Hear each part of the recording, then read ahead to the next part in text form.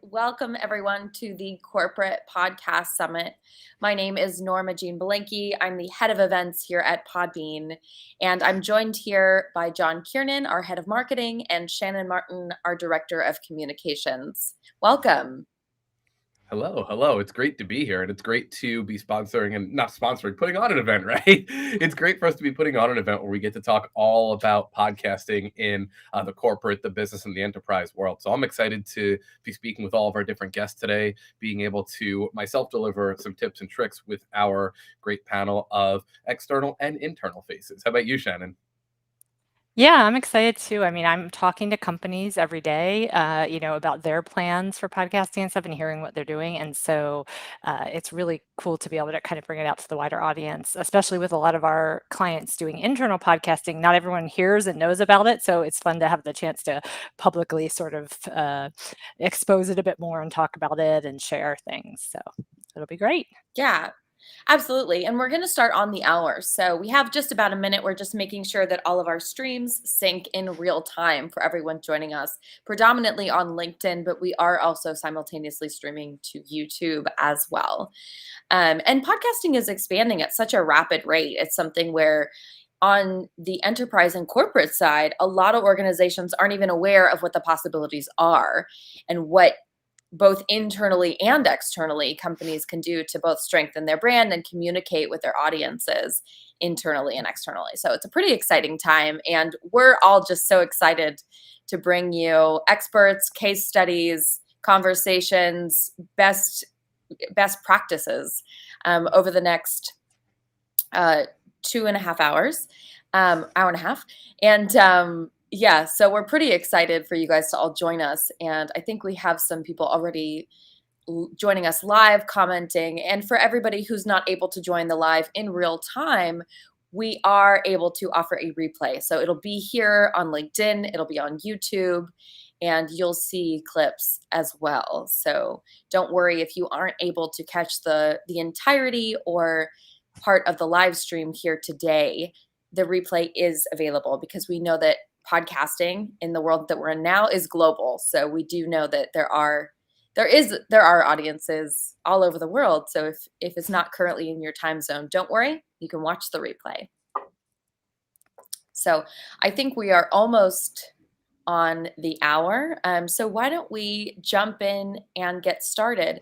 We're going to start today just talking a little bit about what is podcasting and what is corporate podcasting, internal podcasting, branded podcasting.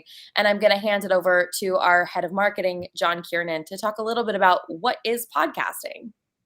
Sure thing. Yeah, thank you so much. And when we start discussing the term podcasting, I think in 2021 where we are now, like Norma Jean said, there's so many different things that podcasting now takes the form of, right? We often think video, we think audio, we think all these different mediums. But if we think about the term podcast, it really did come from the term iPod, right? With our Apple friends. And one thing that opened the floodgate for is to have a medium, a communicating medium that's all about portability and accessibility and being able to access content on demand. A lot of the times I like to tell people that podcasts are akin to an on-demand radio or an on-demand show. And I think a lot of people now who are familiar with, a lot of streaming services like our Netflixes, for example, would be fairly akin to that. Maybe they're a video service. We, in the podcasting world tend to lean a bit more in that audio side. But really, what podcasting has delivered or has given the ability for is to deliver on-demand content to the people that want it most. And now in the world of business, we're starting to see that podcasting aren't just a form of entertainment, but they're becoming a form of communication. They're becoming a tool that people are using for training, for any sorts of internal communications means. And because of the accessibility and because of the different kinds of mediums that you can use, audio or video, you can access this content from anywhere in the world. You can access it on your smartphone. You can access it from your computer. Many people are using podcasts when they're commuting and they're on the go, when they're working out, when they're taking a break, when they're walking, when they're in their everyday lives. I think we have a lot of I think we have a lot of different ways that we've seen podcasting really shape not just the entertainment world, but the way that people communicate with their business. Shannon, I'd love to pass it over to you to talk about how it's grown also. I could talk all day about what it is, but I know that you've really been able to champion a lot of ways that you've seen it grow. Yeah, I think it's crazy to see the statistics about podcasting. There's currently something in the neighborhood of over 2 million active podcasts. And by that, I mean podcasts, not episodes. So episodes, it's some 50 million episodes. And we know that at Podbean, every year recently, we've seen this growth of we host over 500,000 podcasts, and that went up from the previous year, 400,000. So it's just tremendous exponential growth. And when we're talking about those numbers, that's only external. Those are only podcasts that you can find on Apple or Spotify or whatever, because that's kind of what we can count, right? We know at Podbean, we also host these internal corporate podcasts. And so those aren't in those numbers. And we've also seen a large growth with that. More than 50% of households in the US are podcast fans, listen to podcasts regularly. So this is something that, your employees and your potential customers, as a corporation, it's something they turn to and look to for education and entertainment already. So it's an easy kind of segue with people and something that they find enjoyment in, and they find the convenience of that listening on demand, particularly listening, although it can be video as well. It is something that really we know is the appeal of podcasting, the mobile piece of it. But it's just tremendously, and we're also seeing it grow across the world. But I say it not just as someone working at Podbean.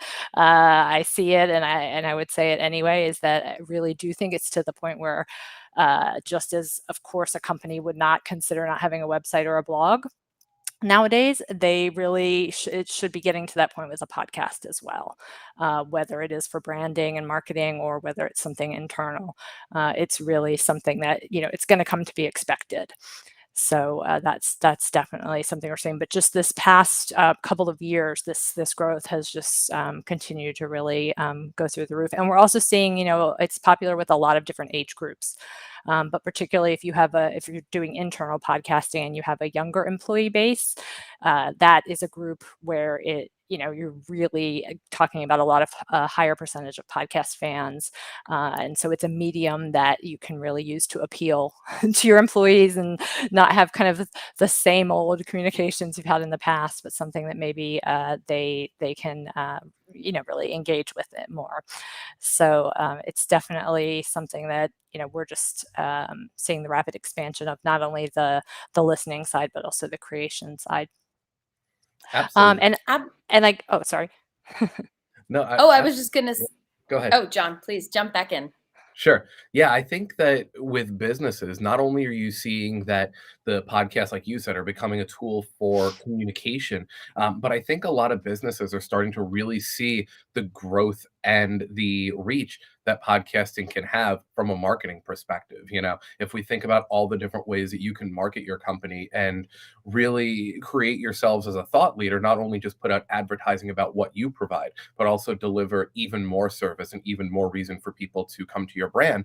A lot of people are using what we call branded podcasts, right? So when we think about podcasts in the business world, there's two different kinds of podcasts, many kinds, but the two that we really highlight are internal, which are for your employees, for training, internal communications, like we keep referring to, and then this branded podcast where you have a podcast that's on brand with your company's message. You can use this to help grow your company in the place of being a thought leader in your given field. And especially with how mobile accessible and how effective podcasting is for reaching so many people from so many different places, having a branded podcast in 2021 for a business of any size, whether you're a Soho Pro, whether you're a corporation with tens of thousands, hundreds of thousands of employees across the globe, having a company branded podcast gives you the ability to tap into a brand new market that you might not have accessed otherwise. And a lot of companies, on top of having an internal podcast, really sometimes start or go back into saying, you know what, we're seeing the value that this is giving our employees. And we're also seeing that our employees are listening to podcasts and engaging with podcasts outside of our work.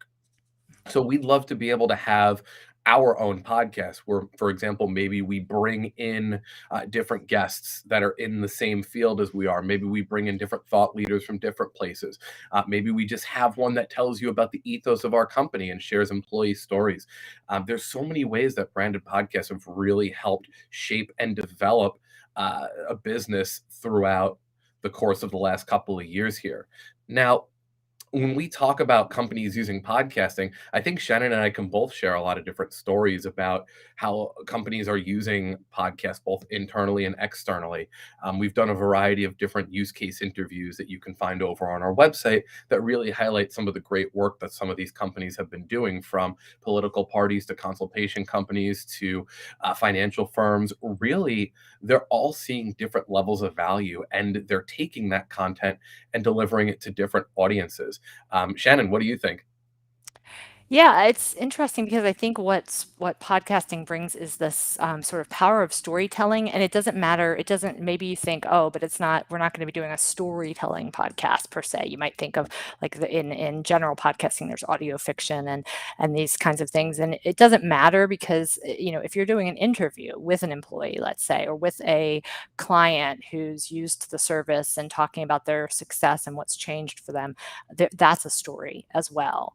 And so it's tapping in sometimes to different audiences, or let's say we're talking about internal podcasts, it's sort of giving a better engagement potentially with employees. But more than anything else, it's just a way of learning and a way of information sinking in that really we know from a lot of studies, brain studies, and people that are a lot smarter than I am that do that kind of research, that this is how people really learn best. And if you give people a list of facts to memorize, they're a lot less likely to remember those than if they hear a story. So yeah, I think we're seeing, I think particularly that example that you mentioned about employee stories or any kind of client stories, and also these sort of messages from both leadership and different members of teams. I think what I heard a lot this past year from companies that we were talking to is that traditionally I kind of thought a lot of these podcasts were a CEO doing a weekly talk or something, or, let's have the leadership team share, what's going on, which can be a very good use. But a Right. lot of companies were saying we want to tap into the talent we have. And number one, it helps the employees feel more part of the organization and understand that they're valued, and also to take advantage of the knowledge they have. But it's also where most organizations don't want to be fully top down. They don't want to be, they want the employee ideas and the innovation to seep up, from every level. So I think that's going to be something that will be interesting to see, and that might be used both in an internal marketing and an external marketing kind of way. And then we also see all kinds of internal uses, like actually taking pieces of training, doing sales role plays. And so we'll get a lot more into that in the different segments we're going to have today about internal and then branded. So we'll share a lot. But I love, John, you've done these cool use case interviews, and I think this is something, definitely go check those out afterwards if this is something you want to learn more about, because we've been really lucky to have some clients tell us what they've learned, what mistakes they've made, what they have really found works for them, and that can be really valuable. Definitely. And then one of the use cases, actually, we're going to be taking excerpts from today. We're going to be playing in a little bit here, and we'll be talking a little bit about it on our summit here, is going to be with St. James's Place, who's a wealth management firm out of the UK. That's one of the ones I had done recently, and there's a lot of value that you see in them using both internal and public branded podcasts. So please definitely stick around for that one. Stick around for all of them, obviously. But I think if we're talking about use cases, that one really hones in on a company that's really embraced podcasting both internally and externally, and has really seen deliverable, measurable results. Yeah, and I think that's something we'll get into a little bit in a couple of the different segments, and then we also some of the use cases went into that very specifically. Is if you're a company looking to do this either for either purpose or any purpose, any goal is a very important piece. Knowing what that what the reason is behind doing it, but then also thinking about how you're going to measure that. And fortunately, we provide some great analytics with the Podbean platform that really help people to do that. But I think that really is how people can, number one, prove, to their team that this is something that's working, but also how they can continue to improve, because you're not going to, get everything right on the first time doing it. You may find some things in your statistics that help you to continue getting better. But so far, we're finding companies, they usually have one idea, one goal in mind, and then they often start multiple other podcasts. So obviously it's working quite well just from that anecdotal perspective, for sure. Absolutely. Now, Norma Jean, I know that you're going to list down a little bit of the schedule of the day, tell us what we got going on, and tell us about this awesome giveaway we got at the end. Yeah, so we have a lot going on here at the Corporate Podcast Summit, and welcome everyone joining us. We are having a little bit of technical difficulties with the integration on LinkedIn Live. So for everybody who's just joined us on YouTube, we're streaming live on YouTube and Twitter as well. So hello and welcome for everybody who has just joined us on the YouTube. We've just been talking a little bit about what podcasting is and how companies are starting to utilize podcasting within their business, which is really fun. So today we've got a pretty great program. After this, I'll be speaking with Shannon Martin, our Director of Communications, on podcasting for learning and development, as a lot of organizations are starting to utilize podcasting for internal communications, learning programs, integration with LMS, and a lot more. So that's been fantastic.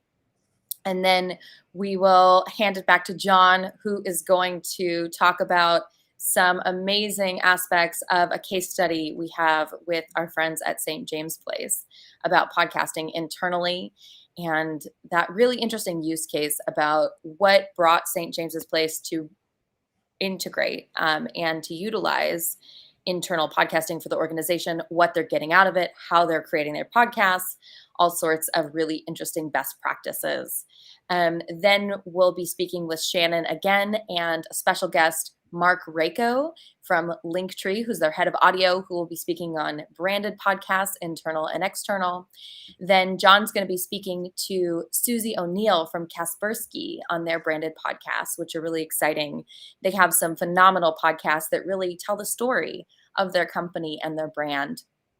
And then we're rounding out the Corporate Podcast Summit with Laura Davidson from Shure. And for everybody who is a technical podcaster or a technical audio person, Shure is our microphone partner on this one, and they are fantastic. And we'll be doing a really cool giveaway. We're going to be doing a corporate podcast production consultation. So for anyone out there who has an organization that's thinking about podcasting and wondering, what do I need? What kind of setup? What kind of mics do I need?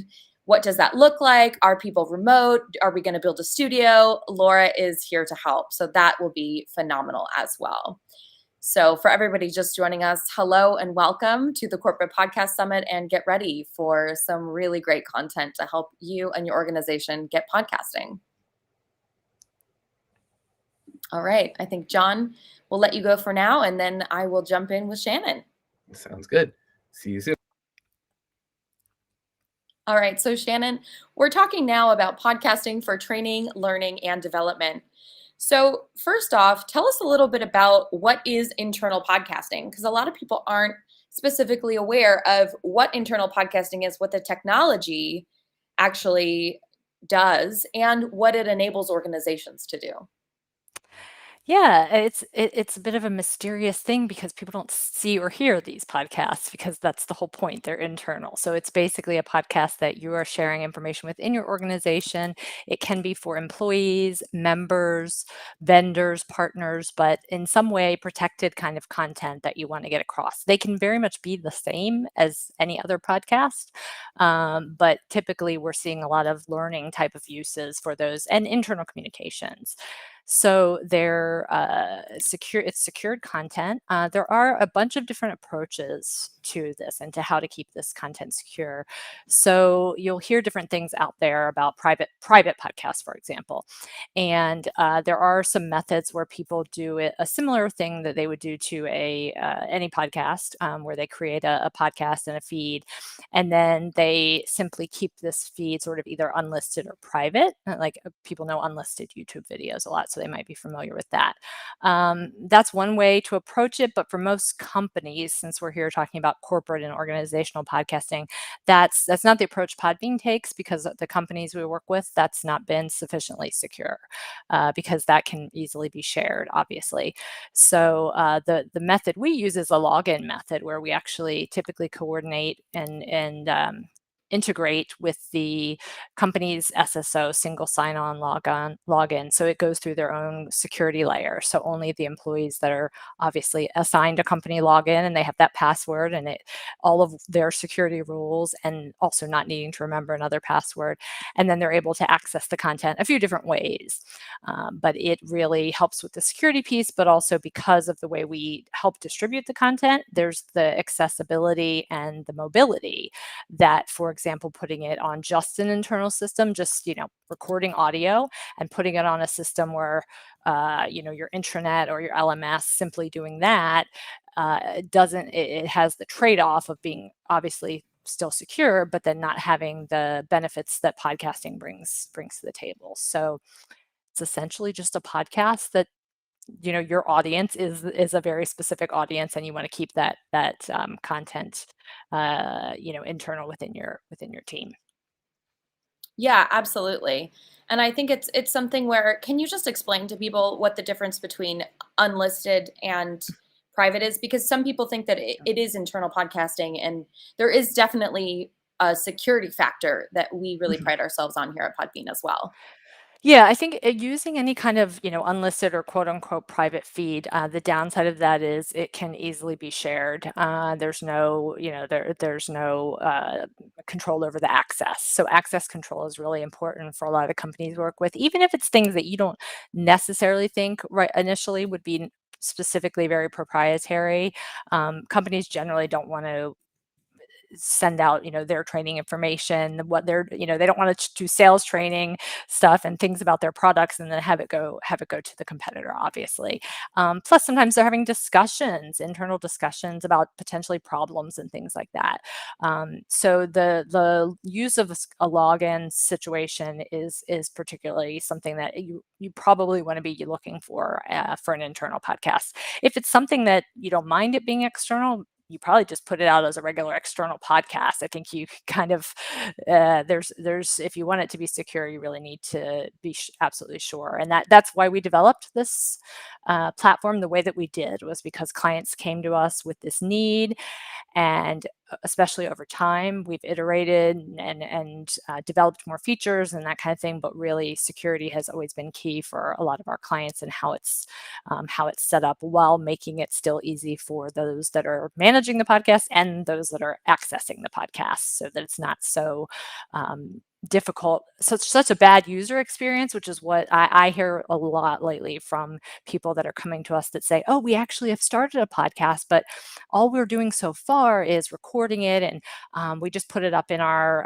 intranet as audio files. And I had someone bring that to me the other day, and they said, so we're doing that and we have the content down, but we're not getting very many employees really listening a lot, because they want to be able to listen the way they would to a podcast. Instead, they have to do these two kind of different login things and on certain device, and then it doesn't play in the background, so there's employee was taking a walk and then it shuts down as soon as some other app comes up, where a podcast app is, like a Podbean is specifically developed to be a podcast listening app. So it has all those features that that employees would expect.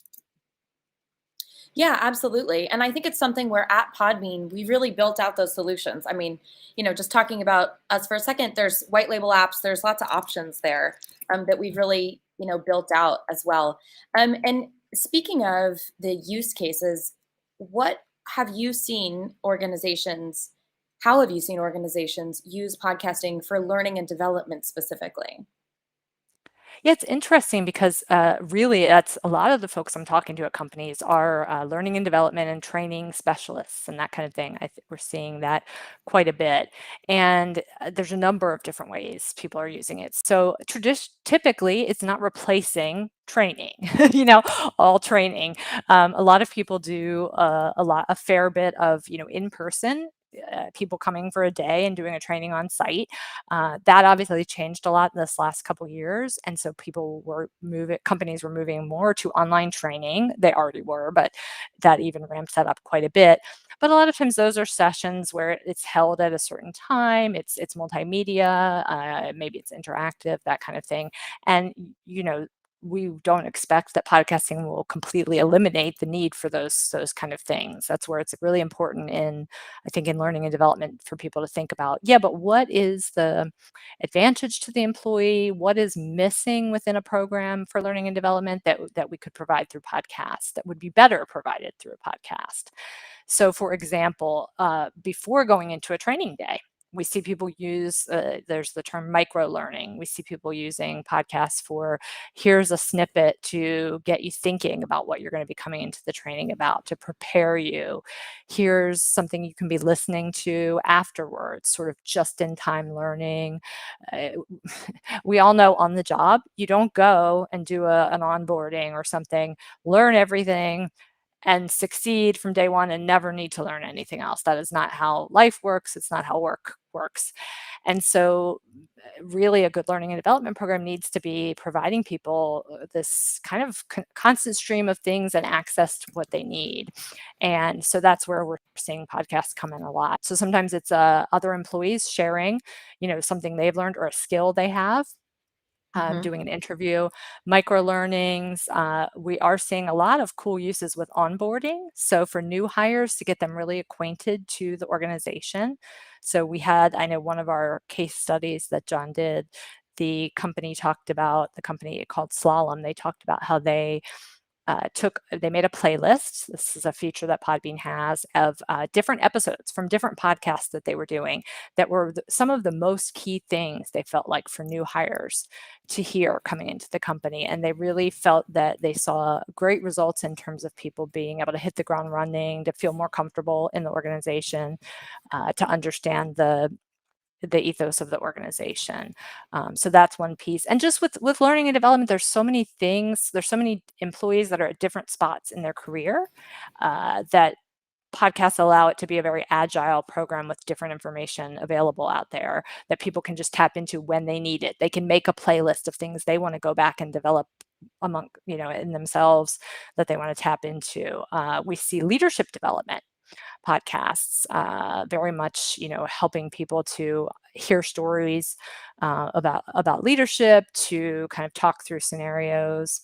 And so, quite a wide variety. There's also a lot of us who deal with people, on a headset in our role, whether it's sales, whether it's customer support. And these are perfect uses for podcasting, to be able to hear a sample interaction, of my best salesperson, how they sound when they were interacting with a customer who just kept shooting them down, you know, and someone can tell me, here's the script or here's things you should say. But for me, hearing the way the person actually, the way the person intonates, how the person reacts when someone says something surprising, because it's more than the words, that it's hugely valuable.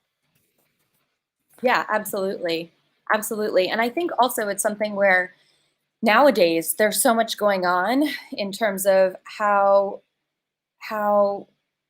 much we are in front of a screen, right? And the ways that we are working and learning. And it's very interesting. I mean, in terms of kind of the new normal, can you speak to how podcasting has really helped organizations, really boost their learning and development? Yeah, it's very true. I mean, everyone's doing a lot of different things, and the statistics were kind of shocking, not really shocking, I guess, in a way. From Microsoft did a big overview of their data from Microsoft Teams, which a lot of people use, and all the other tools that they have, and the increases were just incredible. And yeah, again, I said shocking, but maybe they aren't shocking to any of us, in the number of meetings that people have, Zoom, online, Teams meetings, that kind of thing. The number of emails, the number of hours worked. It's something that's been kind of on the rise for a while, but during challenging times and during times when people were shifting how they were working, it only increased. So number one, thinking about employee satisfaction and making life easier, better, and more efficient for employees. This is a big reason why podcasts come into play. Number two, giving people a break from screen time potentially with the mobile access of a podcast. And although they can be video podcasts, and we offer that at Podbean, the majority of them tend to be audio. And so this is a really nice way for people to take in information, number one, in a different way, very, very focused way. There's a lot of research about listening and the power that it has to kind of really sink in more than when we're seeing something sometimes. Clearly, if there needs to be a presentation that shows graphs and things like that, that's a different story. But there are many cases where the audio, is really powerful and fits.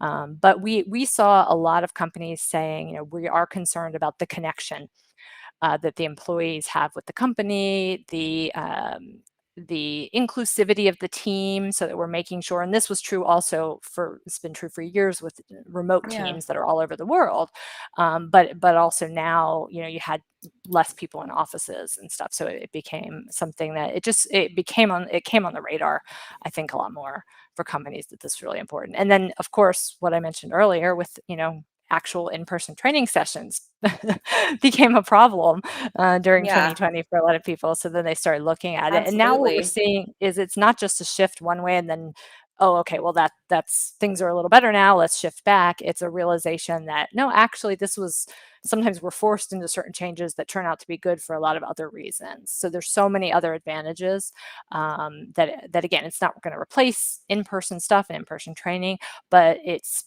companies thinking more wisely about what makes sense for what particular needs. Yeah, absolutely. And it's just such an interesting time that we're in, that every organization has its own needs. And what are some specific benefits that you've seen organizations really get from internal podcasting and how they utilize it? One huge one that we hear is that people are more engaged with the content. For example, just a simple example. I talked to an organization the other day, and they actually have a really engaged workforce, and they have really a team that really works hard on. They do a lot of fun stuff. They're always kind of celebrating, and they're really big into their newsletter. But they said, well, even though we put a lot of efforts into it and we probably have better engagement on it than a lot of people, a lot of companies do, we still think that maybe if we put things out there a couple of different ways, we could hit this a little better and get this information across more, that we could use podcasting for specific pieces of that, especially, and get employee voices talking about the event that's coming up instead of just in writing. So a lot of people are seeing better engagement with the content, just in terms of the numbers that they see. And it's the nice thing about podcasting is you can actually see, not only the numbers that are consuming the content, but with Podbean's unique user engagement intelligence, you can actually see the listening patterns. So a lot more than you would know, for example, with with a newsletter. I can see, okay, so many people opened it, certain clicks and things like that. I mean, it's good data, but Yeah. with the podcast, with our statistics, you can actually see, yes, they actually listen to all of it or a certain percentage. So engagement has been one. I think being able to Yeah. be more inclusive and more to build this connectedness has also been a piece of it. One thing we hear from people is they're using the collaboration tools that we have to enable more departments and individuals to make podcasts. So Yeah. it's kind of hard. You're not going to typically have, different employees starting new internal newsletters and things. I don't think, that's kind of a harder thing to make happen. Maybe you get people to contribute. I know, as a person who's done a lot of blogging and writing, that when I've tried to have other employees that aren't writers, or that's not their main role, and I've said, oh, just contribute a little something, you can send it, I'll edit it, I'll help. There's a lot of reluctance. There's just something about having to put those words down on, I won't say paper, but on a computer Yeah, screen. absolutely. And I think it's one of those things where podcasting is something where once an organization dips their toe in, so many people want to contribute. I'd love for you to speak a little bit about that detailed user engagement intel. And I'm going to jump out for a second. And John Kiernan, our head of marketing, is going to come back and talk to you about user engagement intel and then the storytelling aspect of it. Okay, sounds good. Great. Hopefully we're getting all of our technical stuff worked out and everyone's Yeah, being this able is to our join us. first corporate podcast summit. So everyone is watching on YouTube and we're working on getting that Cool. LinkedIn integrated. So just speak a little bit to the user engagement intel, because I know you were Yep. saying that, we can get really granular data. Yeah, we offer this at Podbean and it's really cool. It's really neat to see. I remember the first time I ever saw it with some different podcasts. And it basically is second by second listening data.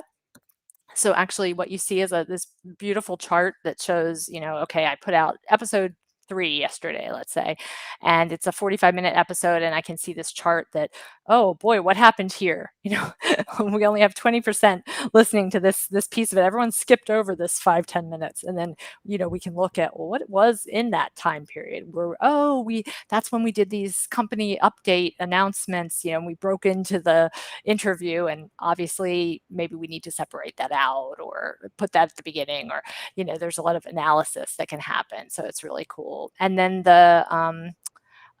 John, if you want to talk to, there's the piece of actual individual listener data, which we normally, there's privacy issues for providing that kind of stuff in podcasting for public podcasts, but with internal, that's something that if we have it set up, we can actually provide where some of our clients have actually been able to give credits to their employees for listening to things.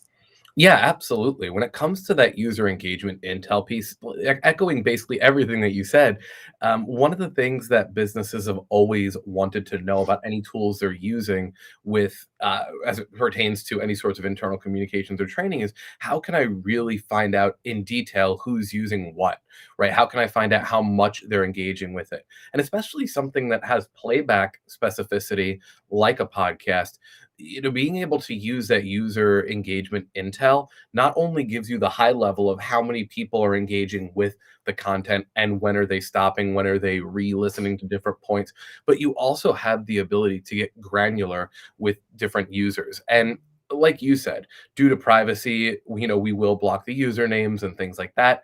But what it really does give you the ability to do is at a user level, you can see in detail where people are most integrating with or skipping, at that matter, the content. And I think that's an important piece for any sorts of tool that you're using in your company, but especially when you're talking about podcasting.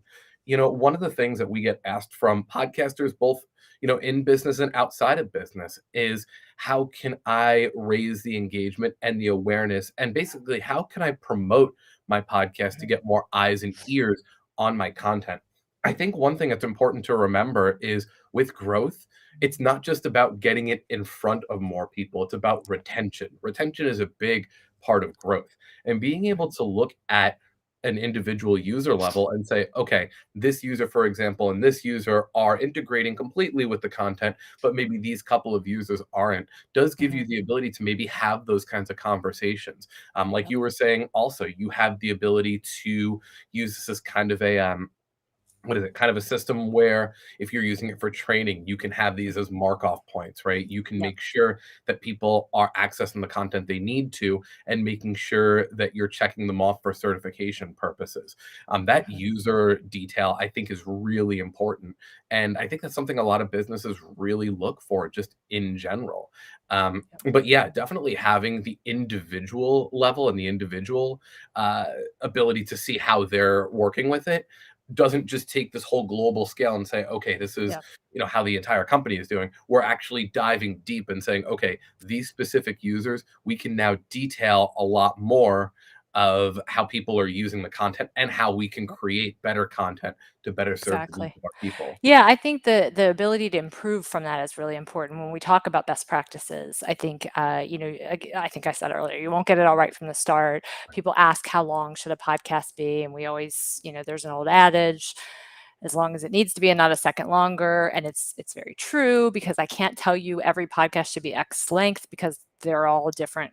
I mean, there literally are 5-hour podcasts that do really well. I can give you Right. some ideas better than that, about the specific type of thing, you're looking to do, I can give you some what we've seen kind of thing. But it's really important to then also go back and really analyze what's happening with your content, because maybe your content, you're doing it within, we say, hey, it should usually be under a commute time. It should be 20 minutes, 30 minutes or less typically for corporate employees. But then you're doing that, but you're still seeing everybody drop off at a certain point. So what's that an indication of? And then I have a lot of people ask me, what are benchmarks? What are kind of the ROI I should be looking for, the success? Like if we have 1,000 employees that we give access to our internal podcast, for example, and we'll get, I think you'll get probably more into this talking about the branded podcast too, but for the internal piece, they'll ask me, okay, so what percentage of those employees listening is considered good? And I will say it really depends on the organization, the situation, because I think what's a better way to look at it is, what is your return on investment? What are you saving? What's happening? What success is happening from the podcast, even if it's smaller numbers, but it's really leading to value. And the other thing is, how is it better or not than some other method you would be using? That's the key thing. If we're sending out a newsletter and we don't know as much data as we can know with podcasts, but let's just say just number of reads, number of opens, which isn't telling us a lot, and just comparing that to how many people are listening or downloading. Is it a little better? If it's a little better, then you have a win. So, I mean, for your organization, you may be only getting 20% of people, reading the newsletter. So now if you have 50% listening to the podcast, then that's good for you. But for another organization, it may not be comparable. So I think looking at, and that starts with what the goal is, and then looking at, having those benchmarks for the podcast. And as I know, a lot of companies have shared with you, John, I've heard it on several case studies, it doesn't always start out as like everyone's listening and it just goes crazy. And it requires promotion and sharing it with the employees and making sure they can access it and getting their feedback and all of those kind of things. But in the end, what they find is that the numbers look pretty good, and particularly the engagement and the results. That's the thing that people actually are giving them feedback, saying, like repeating stuff I heard on the podcast. And for those of us that are podcast fans, we probably know that gets annoying to our friends and family when we do that. But that's what you want at your company. You want people excited about what you're sharing. And we definitely are seeing that. And it also varies on the kind of content too. If we consider that a company, let's say, does a training podcast, and then they do a weekly update podcast, and then they have a company branded podcast, all of those different podcasts may have different benchmarks. If you're using your podcast for training, there probably is going to be a deeper level of detail for certification purposes that you need and are looking for those specific podcasts. When you start doing content that applies to a more niche group of your audience, like let's say you have content that's meant directly for the sales team, that's content that, because it's so direct to role, you're generally going to see a higher level of engagement on that content than the content that's for more of a broad audience. So I think that you also have to really think about the scope of what you're delivering. There's a lot of different ways, like you said, to consider what is a solid return on investment when it comes to podcasts. When it comes to that, also, I always will champion an idea that it's also on your follow-up. Also, a lot of people say, how can I know outside of the analytics? Okay, I'm seeing that people are listening to it, but what can I do in order to see an actual change? Bring this up in company meetings. Give people the outlet to showcase, hey, this is what I heard on the podcast. One thing that I think has been really successful in some of these use cases that I've heard is you'll have leaders that are the champions of finding out if these people are listening to podcasts, whether that's through small little company meetings, whether that's through communicating on a one-on-one basis. And, there's different ways that you can make sure that the content that's coming out in the podcast is being reciprocated and delivered. So I think that there's not only how can I see it from an analytic standpoint, that's always something that's important, but you have to make sure, just like with any other medium, you wouldn't deliver information to your team that's not important, and you wouldn't Mhm. follow up, or you wouldn't not follow up on information that is extremely pertinent to your audience. So the follow up is just as important, I think, from a tactical standpoint as well. Yeah, and I think definitely the fact that we've seen people, companies start a podcast with one use case in mind and then expand, and then especially it's been really cool to hear some of the use cases where the employees say, "Well, I want to, we want to do that. We have this specific group. We want to share information, knowledge." And to me, when we talk about ROI, ROI, there, we have a sort of a handout, a download that we have that shares some formulas for calculating ROI within your organization. But I think, one that we talk about is time savings, the time saving of the employee, which therefore obviously leads to more efficiency, potentially more revenue, all these kind of things.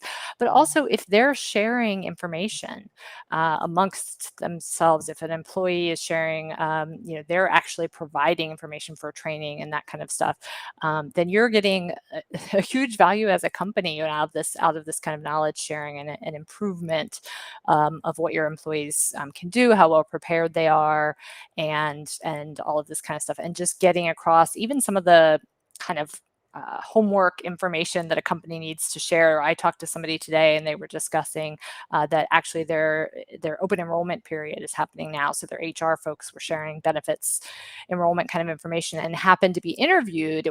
They didn't have their own internal podcast yet, but happened to be interviewed for a radio show or something, and it kind of dawned on them that, oh, these are the kind of things this would be great to have for people to replay. Sometimes you have a meeting where or a virtual meeting or in-person meeting where it's like, okay, we're going to talk about the benefits. But I know for me, I'm always walking away going, okay, did I get that all? Do I Right. understand it? Oh, wait a minute, I didn't ask that question, but now I have another question, and that kind of thing. So for me to be able to listen back and confirm some of that, or hear, kind of a different aspect of it, would be really useful. So yeah, and I think, do we want to talk a little bit about, I think I've already kind of talked about internal podcasting, kind of how to look at the accessibility kind of Yeah. versus an LMS or an intranet. So I think we've covered that. And someone is asking in the chat, it is possible to access the ROI calculation that I mentioned. And so we will share on LinkedIn. So make sure you follow Podbean on LinkedIn.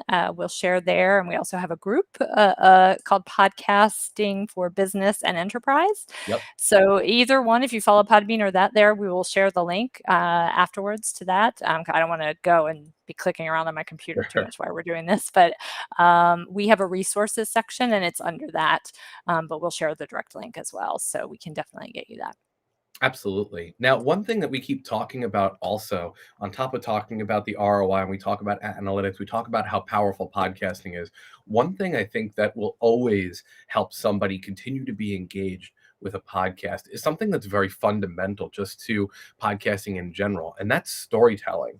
So, one thing that I think we should talk about a bit is how storytelling factors into helping people learn and communicate within corporate environments. Because I think that with podcasts, just in general, they are such an intimate medium, and they are a medium that welcomes storytelling. And I think that's where a lot of people end up seeing a lot of return when they feel like they can be part of the content and they feel like it really serves them, can be entertaining, could be informative. But the point is, when there's a flow and a purpose for the content to be there, I think that that's when we really start seeing a strong return on investment because people want to listen to the podcast. So yeah, let's talk about the storytelling when it comes to corporate environments a little bit. Yeah, I just did some new research about this, and it was there's some fascinating studies. I think that most of the things I saw were in Harvard Business, and it just really, really, we can say storytelling is great, but there's a lot of proof in the pudding, that that's the way people learn. Best. And that can be, someone actually asked a question in the chat about, is a corporate podcast a good opportunity to interview employees and clients? And 100% think it is a great opportunity, and that's a way you get stories. I love the idea of talking to clients and vendors, and this is really it's a way that that everyone gets to understand better what's the purpose, why are we all here, what are we doing, how is it actually playing out for our clients in terms of what we do. And similarly with the employees, there's just such a rich amount of knowledge within your organization that we all just don't have time to tap into. Even if we're in person in an office, water cooler talk tends to be more, personal about the game last weekend or something, but we don't sit around and have like a long discussion about this knowledge that we have and stuff. So this is a great way to share those stories, pass along that internal knowledge. And when people see kind of something going from, beginning to an end and having this storyline, they just tend to remember it. And again, I joke about, I heard on a podcast, but if you know people that listen to a lot of podcasts, you know what I'm talking about. You hear it a lot, and it's because it sinks in and it sticks. And we probably read a bunch of, facts that same day, and those are not there. Those don't come to mind. We hear that voice, and we feel that, the person hosting the podcast, we feel is, becomes like a friend, even if we don't know them. And this can happen in an organization. You can have a leadership person in a different branch of your corporation putting out information, and if you have a Teams meeting or an in-person meeting, you'll find that, the employees, oh, you're the host of my favorite internal podcast. That's really cool. And we have had some cool examples where corporations are doing, whether it's employee stories or a weekly update or something, but they add in some of the elements of podcasts that you or I might like from our favorite podcasts. So a lot of podcasts will do things, they have an intro and an outro. They weave in, elements sometimes of music, but sometimes they also do things like having some standard fun questions.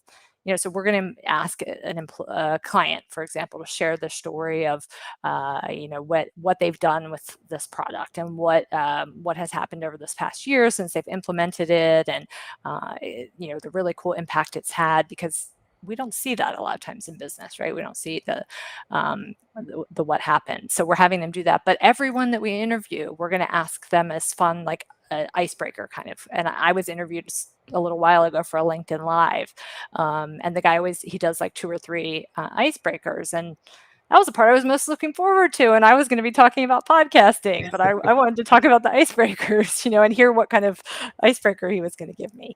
So when I listened to his podcast, and he live stream / podcast, I want to hear that along with whatever valuable content they're providing. So you might find that, the water cooler podcast, or you might find that the podcast becomes a water cooler topic. That's what some people have told us when they do these kind of fun elements. So that's something fun to consider throwing in there. A corporate podcast can be fairly serious. It can be providing very specific training information, but it can also certainly have fun elements and things that it builds that connection. So why not take advantage of that and make it, a bit more personal and let the personality shine. Absolutely. And I think we think of the storytelling aspect in both the macro and the micro, right? So, what do I mean by that? I think that when we think of, okay, great, how do we get engaging content with a podcast? Let's go down the storytelling road, right? Let's create stories. Let's interview people. Let's do a lot of different facets that bring more people in. But even that's like the macro side, I think, too. Something from somebody who creates podcasts, and from all of us who are with this podcast hosting company, often we get asked about how to micromanage a podcast. I think storytelling can even fall into how you create a single episode, right? People ask, should I have a piece of content that's scripted or not scripted? I think that using the idea of storytelling even within a single episode is extremely important. Being able to even just have bullet points that you want to say. Maybe you have someone that you're interviewing and you want to have 5 to 10 questions that you ask them. There's nothing wrong with having those off on the side. If you're not a podcast that is doing an interview style, and this is more delivering information to your employees, or from the company branded side, you really want to tackle one specific topic, I think it's hugely important to come in with a game plan for that specific podcast. We're going to start here. We're going to talk about this. Here are the points that we're going to speak about. And then we're going to end culminating with everything that we spoke about. It helps make, I think, a more cohesive podcast. It helps make a more followable podcast for people. And that dives into a different facet of storytelling also. It dives into, I think, creating a good arc for content that people want to come back to within a specific episode.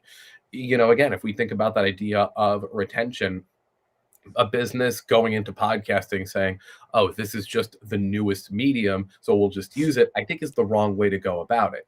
I think it's like, okay, cool, then you can have all the technologies in the world. There's so many communications tools and so many ways that you can deliver information. So all of that exists. We know a lot of them.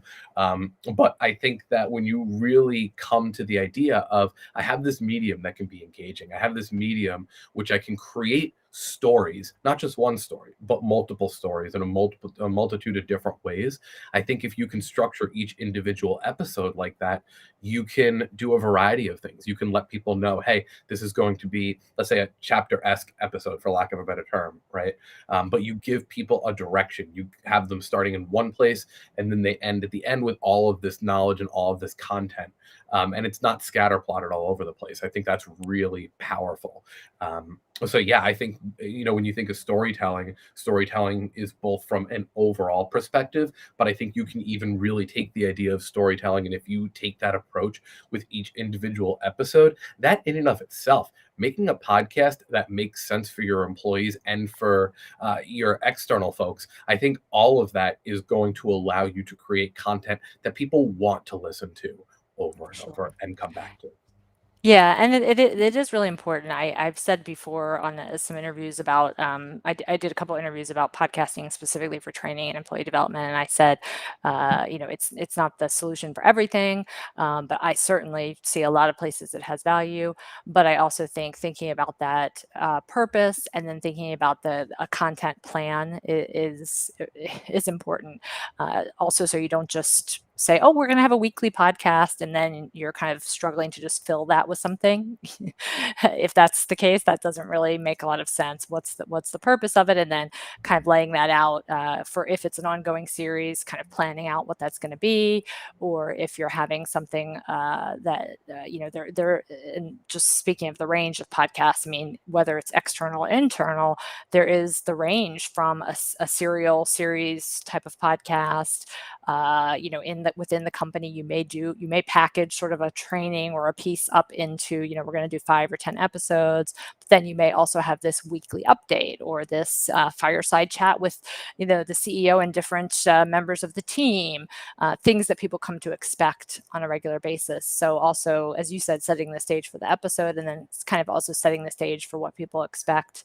I do think those ongoing types of podcasts can be very useful in a company for certain things, and then people build a habit around it. So I think that does certainly come in handy rather than only doing a 5-part series about a specific thing. But that may be how you start and how you test it. But then sort of building the habit with people of getting this podcast, and again putting in some of those story elements into how the organization of the podcast is, so people know what to expect. And then if certain elements aren't working, you can always see that in your stats and take those out. User engagement intelligence says people don't like this segment. They're skipping through that because you may think something is fun and people may not find it that useful. So I think that's it's really important. And we do work with different partners, different resources, that if you feel like you need more one-on-one help as a company with any pieces of production, whether it's the content planning or the more technical aspects, we have a lot of tips and a lot of internal resources of ours that we can share, but we also work with other professionals, that some of which will be are part of this corporate summit today, and some of which are involved in our different Podbean events. Absolutely.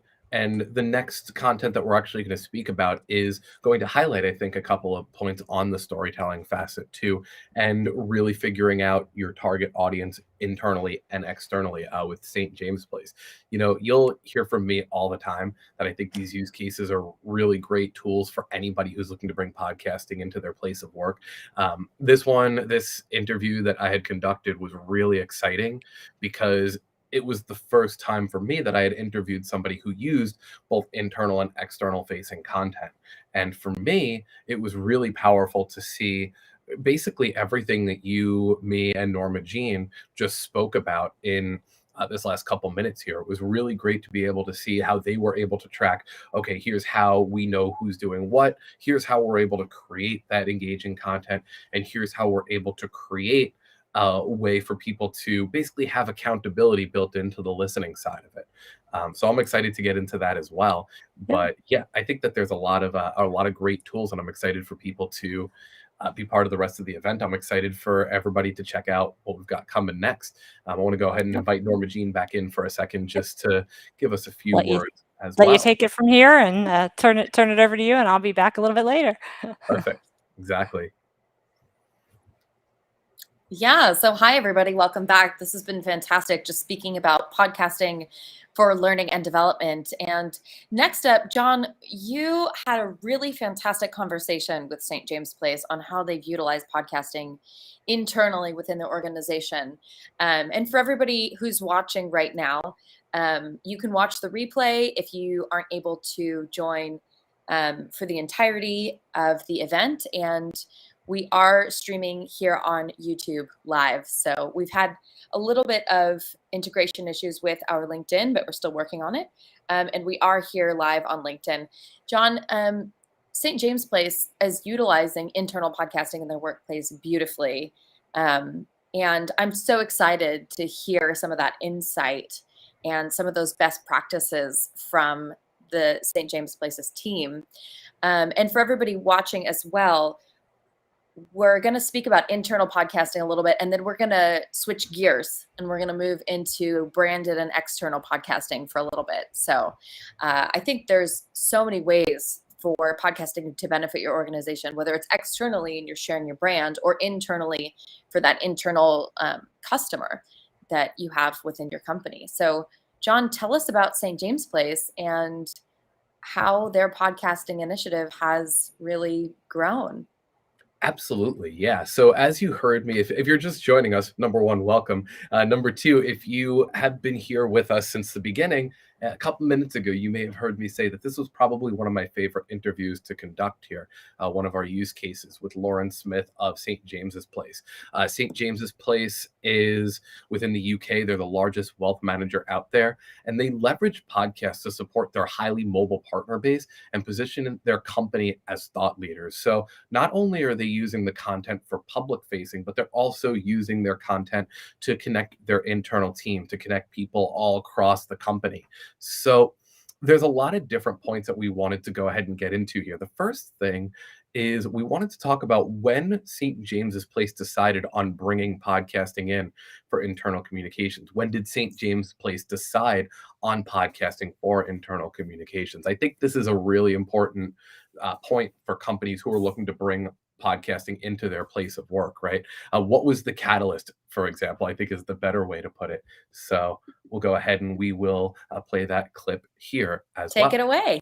Now, with all the different internal communications tools that are available to businesses, what was the catalyst that made St. James Place say, you know what, we would like to consider implementing podcasting into our internal communication strategy and even into that public branded content? Yeah, that's a great question, John. I think, we're always looking for ways to make our communication more accessible and engaging. And where we sort of started with internal podcasts was around thinking about our partners and getting a sense of their needs and the kinds of communication that will work best for them. Because our partners are busy people. They're often driving from one client meeting to another. They need to sort of be on top of a lot of things at once. And we were sort of really excited by the potential role that podcasts could play in their routines. So, helping them with their needs. And so we kind of went on a journey of surveying our partners and asking them, is this something that you're interested in? If so, what would you like to hear from us about? To really make sure that it was, solving the problems that they had and answering the questions that they wanted answering. And I think while, accessibility was a real driver of the idea, having the app on their mobile for us was kind of a game changer. We really liked the Podbean Pro element of that. We were also really cognizant of like the other benefits of podcasting and its untapped potential, because there are a lot of different ways that you can communicate with your audiences, kind of a corporate level. You can do written, video and audio, and verbal wasn't something that we'd explored yet. And we kind of thought there's something about podcasting, and it's more conversational, and because of that, it's slightly more informal. It's a more, I think you could say, like sort of intimate and personal way of hearing from leaders within the company that we really liked, in terms of bringing people closer to kind of what we're thinking, and connecting with our audience in that different way. And you also said that you started in 2019, which was, I don't know which part of 2019. I think you had said it earlier, but especially in the time frame where we were now across the globe with this whole COVID-19 pandemic, it seems like you guys might have gotten right in front of the ball to have a really great communication tool. Like you said, you guys are using the Podbean Pro app, you're using podcasting, but I'm sure even in that vein, during this epidemic, during this pandemic, this gave you and the company an even deeper way to stay connected with each other. We talk about our remote workers who are traveling from point A to point B. During this time, we even had people that in different companies were working remotely and working from home generally. Yeah, 100%. I think launching in COVID had benefits that we may have not foreseen. Obviously, I said that we were talking about our partners driving from A to B. I think launching in COVID benefited us from being kind of the communicators, and also our audiences, so that the partners. I think for us it was great to be able to use podcasting and that the power of voice to stay connected to our partners. We have a quarterly podcast, for example, where our investment director and our chief investment officer, they'll sit down and have a conversation about what's on their minds, how they're thinking about markets. And pre-COVID, partners would have seen them regularly at events, conferences. And with COVID sort of closing all of that down, the podcasts have allowed them to retain their presence. And yeah, I think that thank you, virtual me. I think that there's a lot to be said about thinking about when and why podcasting became a tool. And like you heard St. James Place talk about there, the COVID era really was a way for them to bring in podcasting, but it ended up being a solution that they've continued to keep and see throughout the course of the last couple of years here. Now, one thing that a lot of businesses ask us also, and I think is always extremely important, is when we think about podcasts, okay, it's another medium that we're bringing in, but one thing that I always ask people is this supplementing another tool that you have? So one thing that I had asked Lauren here was, how are podcasts used as a supplement for other internal communications tools here as well? Company converted to podcasting as the go-to solution, or has it been leveraged along other internal communications tools as well?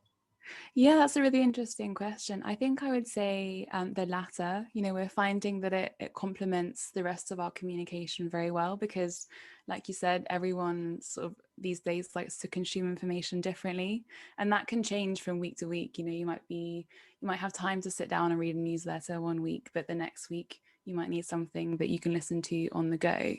And the way that we're definitely evolving our communication is to adopt sort of like a tiered approach.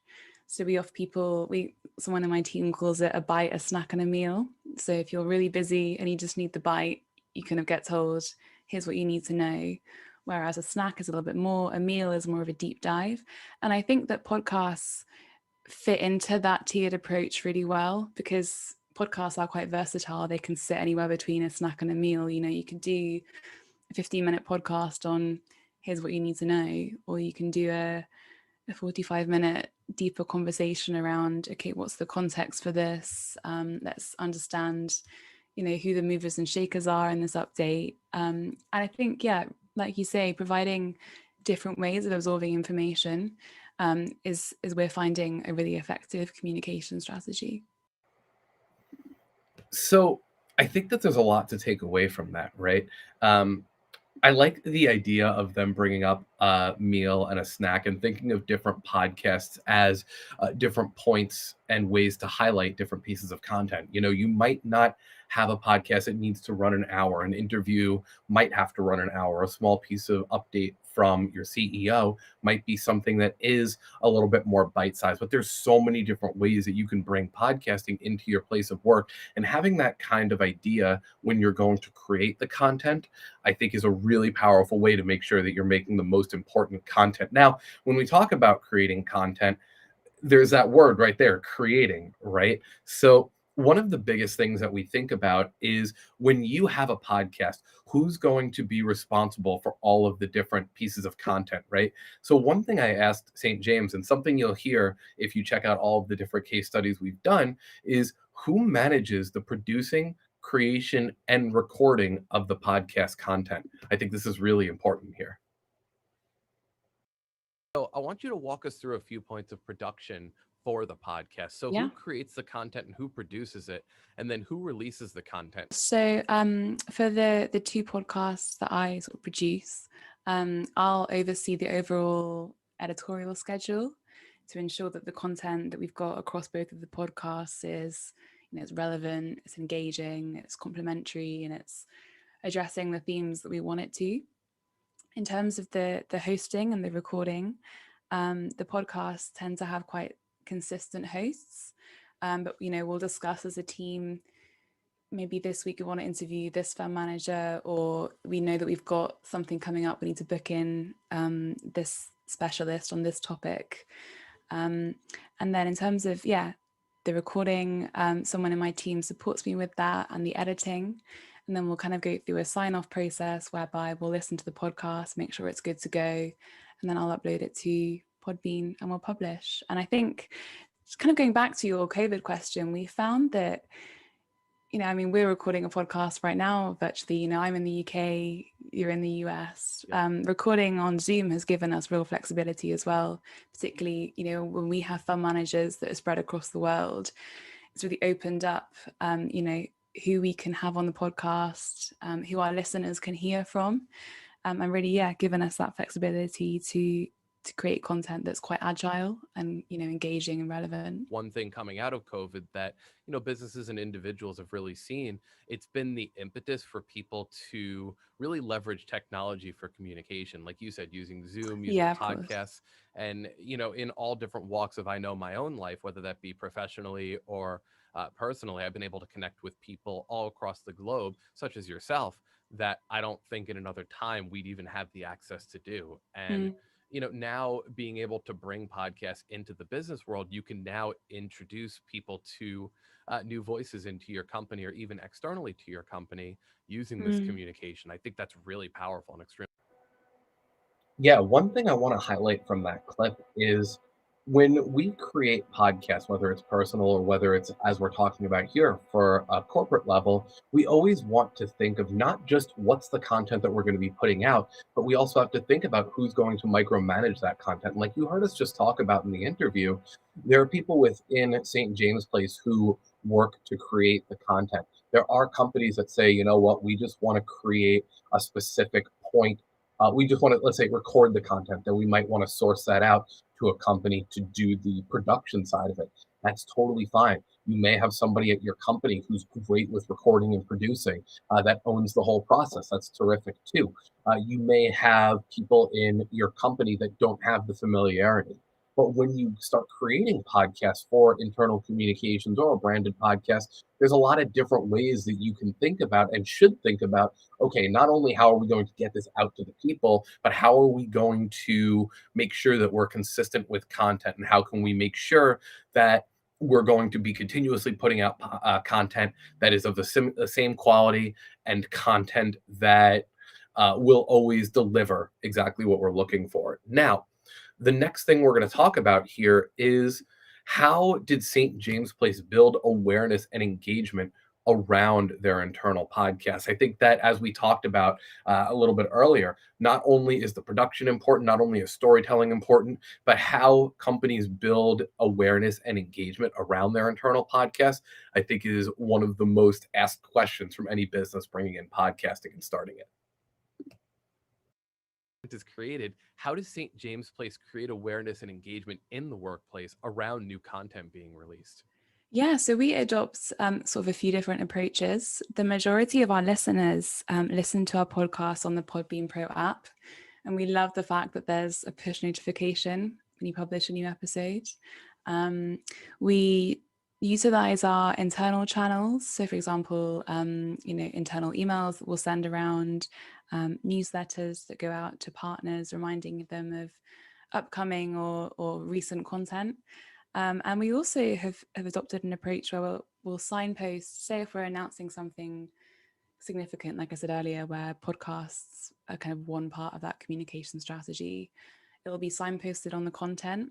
So it's kind of promoted throughout other forms of content.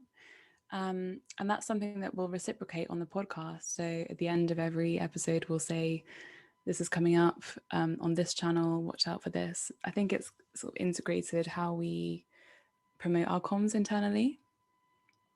Yeah, I think that's really important what you said, because the thing that I find extremely important about podcasts is while they are a mobile medium, it's still another thing that an employee has to find. It's still something that an Yeah. employee has to engage with. And I think just with any communication tool, there are often sometimes hurdles around that. And like you said, the fact that you're using the podcast to let people know that there are more podcasts coming, the fact that you have these different communications tools, what you're letting people know, hey, Yeah. check out this podcast here, check out this channel. All of that is important to let people know, hey, here's a channel. Yeah, like we were talking about there, the big thing is you can use all of these different channels to let people know that you have new content coming out. Now, the last question we're going to get into here before we go on to our next session here is something I ask every case study business that comes in to do an interview with me. I always like to ask every business, what's one piece of advice that you'd like to give to a business who's looking to bring podcasting into their place of work? And I think St. James had a great one here. What's one piece of advice that you'd like to offer them in support of internal podcasting? This is such a good question. I would say making sure that your podcasts have a really clear and defined purpose. I think something that's going to compel your audience to listen. In my personal view, I think that listening to a podcast from your workplace is different to listening to a podcast by a comedian that you like or by a lifestyle show or something like that, because I think people need arguably more of a reason to listen to a workplace podcast. I think it has to have a defined benefit. It has to add to your work or solve a problem or give you a real sense of inclusion in the community.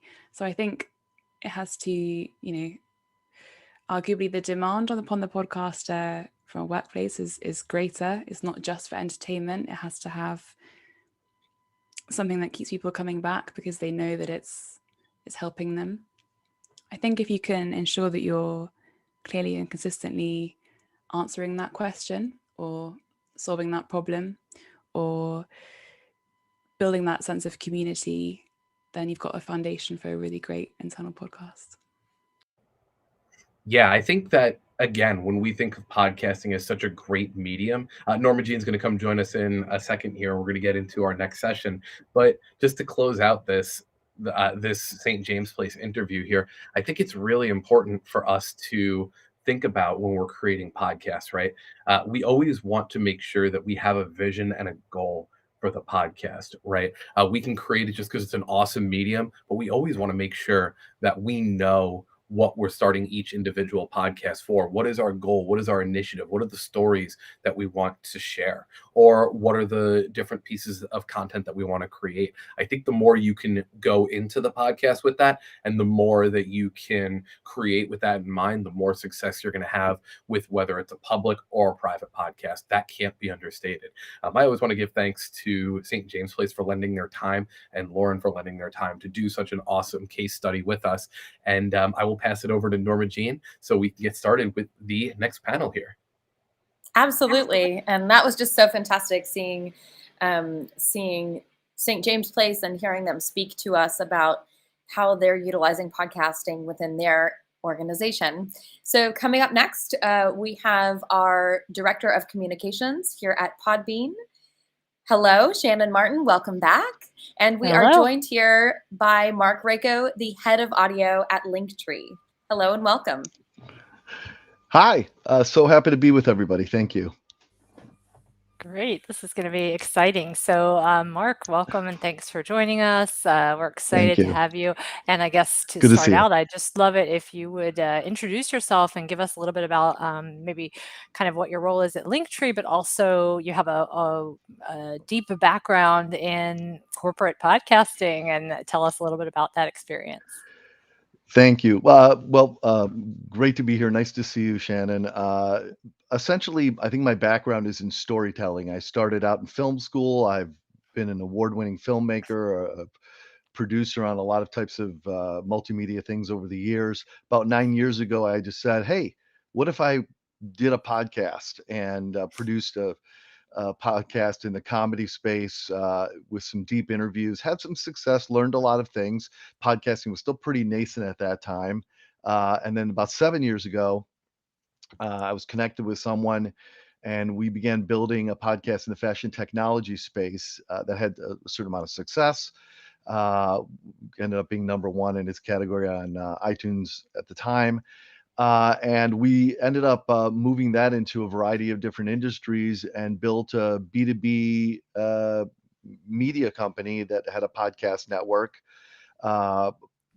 and had pretty good amount of success with that, recording on 3 continents. I personally have produced over 1,500 podcast episodes. I've hosted 600 of those myself. Produced 25 different shows, including a few internal podcasts for major enterprise brands. And then when the pandemic began, we took what had been our business model over time, which was only in person at conferences, in our studios, and made a quick, complete business change to online only, which was very painful, but at the same time, it proves something to us I think is important in what we talk about. And that is, in the end, what really matters is the connection and the interaction you have in a conversation, or the way you can connect with your audience. But also, being remote is a gift because you can, given technology today, do it seamlessly, but also be able to have access to people from customers as well as guests from all over the world really easily. And this year I was proud to join the team at Linktree. And part of the role that I have at Linktree is to help add to Linktree's voice out there and our content channels to serve creators, amongst others, our users, be a source of information and inspiration. We have some more shows coming soon. I produce one now called Beyond the Feed, which is about the passion economy. It's a great show. Check it out, Beyond the Feed. And also, what's great for me, if you don't mind the shameless plug, Linktree is just such a tremendous tool for podcasters. Mhm. And so being able to produce content for Linktree within Linktree as a podcast or podcasts, it's just great to already have a tool I can do that with that's powerful. So that's what I'm doing now. That's great. Yeah, and we've worked together. Podbean has worked together with Linktree and offers a Yes. kind of a special offer for podcasters that want to help promote their content and use the great tools. Because we personally, in our marketing, use Linktree, so that's been great. So we can share more about that with everybody Thank as you. well.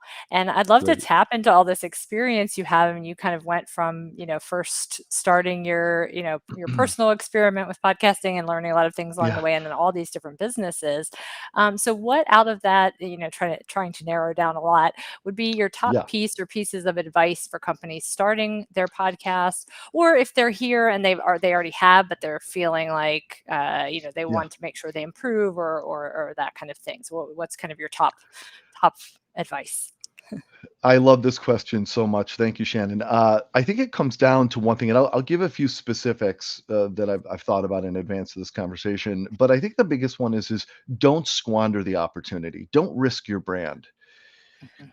It's funny because I think podcasting is equally incredibly simple and it does not need to be daunting. But at the same time, there are so many things that you need to think about and consider just to make sure that it's the maximum, it has the maximum potential for you in being effective. And just a few that I like to mention is one is, and maybe the most important, is to be sure what you want it to be and why. Why does this exist in the world, this podcast? How can you determine that?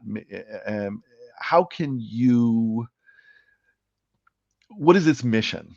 And that is so important because maybe I've been told, or I want to, geez, everyone's podcasting, maybe I should do that. But what does that really mean?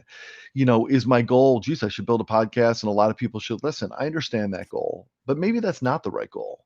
Maybe the goal is I want to meet the right people. And if people listen, that's great. Or maybe it's I want to be seen in a certain way, or I want to learn about an industry and so forth. So figuring out what your goal is will determine what you need to put into it, how much you need to go for it. But also, if you don't do it right and you mess up, or you've risked your reputation. If you do it for a while, you put it out there and you fall and you quit, which I understand that happens. You've risked your brand reputation, whether it's a company or yourself. And even with internal podcasts, if you launch something that doesn't seem thoughtful and doesn't engage your internal people, your employees, they're not going to respect that. But and they won't engage, and it will look like a misfire. So looking at what your return on your investment is, or even more important, your KPI, how do you measure? So do the amount of listeners matter? Is it important to have 50,000 listeners, housewives and mechanics from around the country? Or is it important to have 300 of the right CEOs listening to your podcast? And that is enough to move the needle. All you need to do is sell 2 software subscriptions to your $150,000 a year software, and well worth it. Or is it a matter of, geez, if I don't convert 250,000 people out of this, it was a waste of time. And then that drives what you do. So knowing your KPI that really moves the needle matters. Having the right tool is important, whether it's something like Linktree or the microphone that you have, but you don't need to spend a lot of money to get going. A big mistake can be investing. I've seen companies put thousands and thousands of dollars into building an infrastructure for their podcast, their equipment. And I'm like, what are you doing? You haven't even made your first episode. You don't even know if you like doing this. You can invest a small amount of money if you just research it or ask someone that knows what they're doing and start.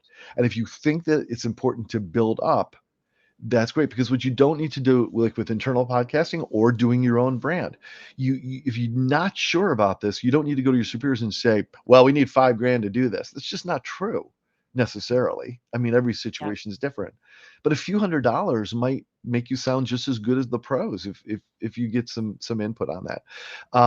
And then another thing too is, Zoom is a wonderful tool and so many people are comfortable with it.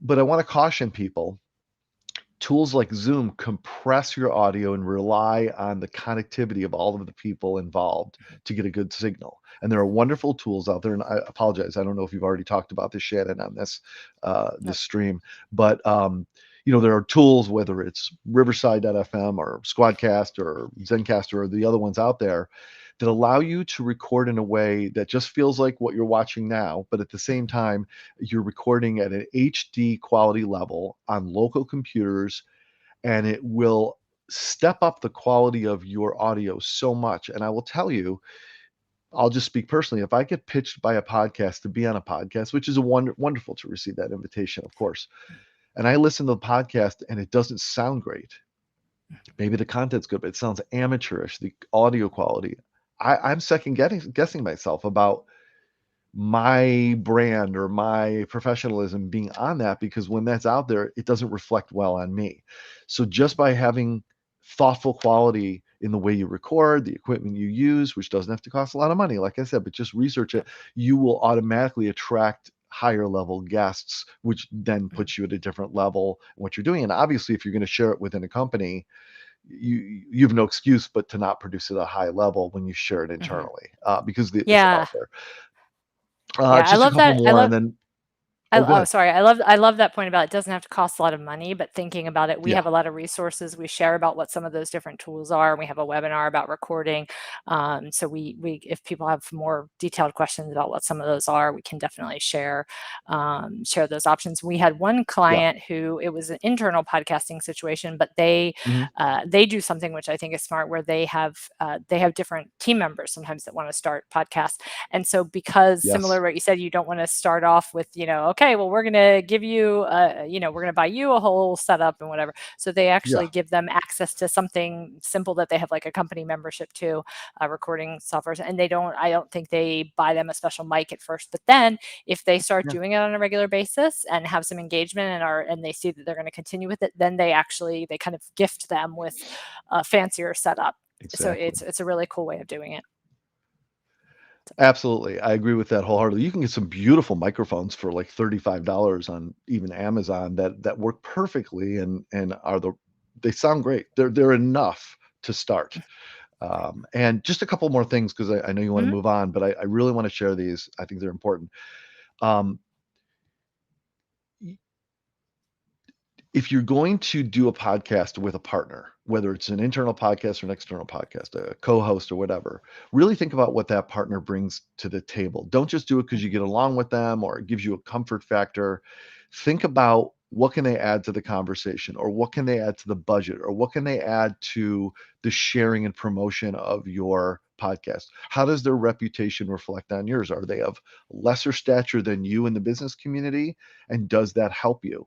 Or can you bring someone higher that will put you in front of the right people when they share it? So really be thoughtful. And internally, if you have someone hosting it with you, what will they bring to the conversation that makes it more engageable and useful to your team? And lastly, protect yourself. This is something a lot of people don't think about, but the title of your podcast and the music that you use, these are such basic things, but it's astonishing how often people don't think about this. You can't just use someone else's music without licensing it. You'll get dinged, and Yeah. you have to Yep. protect your brand, and you have to pick something that sounds thoughtful, and Yep. uh, and your title, especially if it's an external podcast. Um, Trust me, I've seen at least two situations myself, not ones I was producing, but where people came after people for their titles Mm. because they own the IP. So Yeah. just those, it's about being thoughtful and Yep. protecting your brand along the way. Yeah, that's really important. We have a great interview on our Podcasting Smarter podcast with Gordon Firemark. He's an entertainment attorney, and we get into the music piece, especially, and some of the Yeah. trademarking and all of that. So you can go back and listen. But obviously, for Yeah. a corporation, it's even more important than an individual, because there's a lot of assets people can come after potentially, and also, like you said, it really can harm your brand if you're doing something like that. Yeah. I really liked what you said, kind of in a couple different ways that you said it. You talked about thinking about the partner that you have on, and that can Mhm. be true for guests too. And also, when you think about your purpose, that the purpose can be, getting a certain number of listeners, or getting the right listeners, which I think is key when we're talking about branded and marketing Mhm. podcasts, especially, but also connecting with people and building networks and influences through having a podcast. So a lot of times, Mhm. just the nature of having a podcast and getting certain guests on, you might be building your thought leadership in this space with what you're producing, but also your thought leadership because you have a podcast and you can ask. Amazingly, I hear independent podcasters all the time, let alone someone with an Yeah. organization behind them, getting amazing guests by just asking. Getting celebrities, getting people that they looked up to for years, and people are very, especially think that even more so during the pandemic, because people were home saying, "Oh, yeah, why not? I'll hop on a remote interview. Yeah. I'm, the Queen of England. I don't mind." you know. But I Yeah. think you'd be surprised that can happen, and that, of course, benefits your company, because then you're associated with this, putting this interesting stuff out there, getting interesting guests, and then you make that connection. So even if very few people hear it, or the right people Mhm. hear it, you've probably benefited from it in a different way. So I love that. Yeah, one quick comment on that. Let's say that you get the Queen of England, like your example, but let's say whoever it is, and trust me when I tell you, please believe this, especially if you're new to podcasting. If you don't ask, you don't get. But it's surprising how often when you ask, if you ask in the right way, people will say yes because they want to get the word out. They want to tell their story. They love talking about their company and their experience. It's great. But even if that doesn't move the needle in terms of the number of people listening, because it doesn't always, just because you Right. get, George Clooney on your podcast doesn't mean you now have a million hits. It just Yep. isn't how it works in my experience. But what does work is you will be able to now take that interview and share it with people to elevate your credibility. And when you finish a meeting with someone, for example, and they said something in the meeting, as your follow-up email to thank them, you can say, when you said this in our discussion, it reminded me of a conversation I had with George Clooney on my podcast, and he was talking about a similar thing. I thought you would love to hear it. Here's a link to it. Or in advance of a meeting, or as a way to throw that for thought leadership purposes on LinkedIn or wherever. It's just so powerful, just the existence of those things, of those conversations, regardless of even how many people hear. And I really love the messaging. Trust me, I get it. We all want 1 million people to hear our podcast. It is so helpful, of course. And for those who are looking to monetize through advertising, the more people are listening, the better. I understand that. But I think we have to get away from thinking of that as the only measuring stick that matters. There are so many ways that podcasts are powerful business super tools. Definitely. And we'll probably circle back a little more to some of the mistakes and tips that you covered a lot, but we'll probably circle back to that a bit. But since you talked about measurement, I was going to jump into that piece of it. How do you think companies should approach their goals and measuring the success of their podcasts? Because as you said, it's not necessarily just listener numbers. There's other things they may want to look at. Well, I mean, I think we covered a lot of that, but again, I think it goes to your KPI. How is really moving the needle important for you, and how much of it is vanity? I want to see a lot of people listen to my podcast versus having conversations that are right. So think about the ultimate goal that you have for your podcast in the end. If my goal is, okay, so let me use one example. Let's say that I'm an attorney firm and I want to meet more people in a certain kind of industry. And I'm going to use my podcast to meet those people and to be seen as a peer and a resource, a source of information and value to that industry. And so when they need legal help, they'll come to me, let's say. But really what my goal is I want to make more money by having more clients that are in that industry. So if I have a weekly podcast, for example, over the course of a year, if I do it for a year, I'll meet about 50 people, and I can either put new people that I want to meet as my guest. I can bring in people who are centers of influence that can introduce me to people and expose me to who they influence that can think of me. Or I can take people who are cold in my sales funnel, or I want to restart, or I want to provide value to, or I want them to think of me again because they haven't done business with me in a while, and invite them on the show because I believe they have something of value to talk about. Over the course of the year, I've now gotten in front of 50 people. And if I know through my experience, for example, that if I convert 1 out of 10 people I get in front of, that's usually how it works for me. I can pretty much calculate that might mean 5 new clients or pieces of business for me. My average piece of business is X large. That's 5 times that price. That's how much money I can predict I'll make out of this. But also all the people that hear these conversations are potential prospects. I now also have a content library I can drive through my various content channels, as well as maybe I learned something along the way about how these people are thinking that can help me adjust my compass and what I'm thinking about or where I'm aiming my business. And maybe that person, the other 45 people in my equation, don't need my business now, but I've ingratiated myself to them, or I have fostered a new relationship, or I've made people remember me. Oh yeah, I used that lawyer firm. Actually, it gets me to thinking we got to take care of this. A million things can come from that. That example is where my goal. I thought about what my goal is. which is to meet these kind of people. So then I'm going to formulate my podcast to say, well, what do I need to talk about to get those people in the room with me, and that their audiences will be interested. So that's number one. And then the other thing I would say is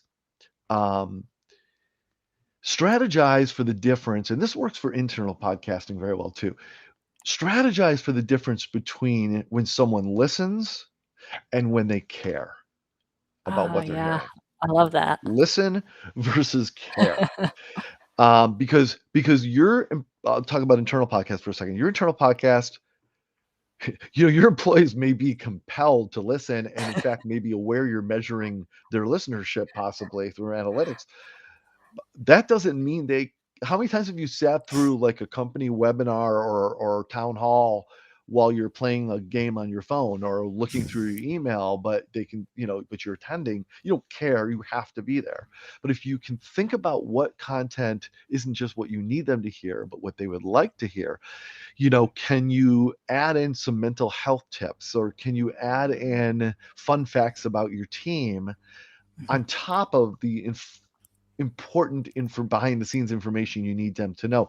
Can you make things fun? Can you do a rapid fire things you never knew about the history of the company, tips, whatever? The point is, how do you make it fun in a way where people will listen because they never know what's coming next that's going to entertain them, but it doesn't seem so whimsical that it embarrasses you? So there's just trying to make them care.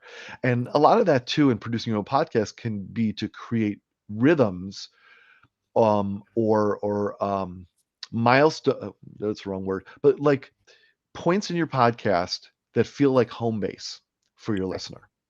And they always know you're going to do this.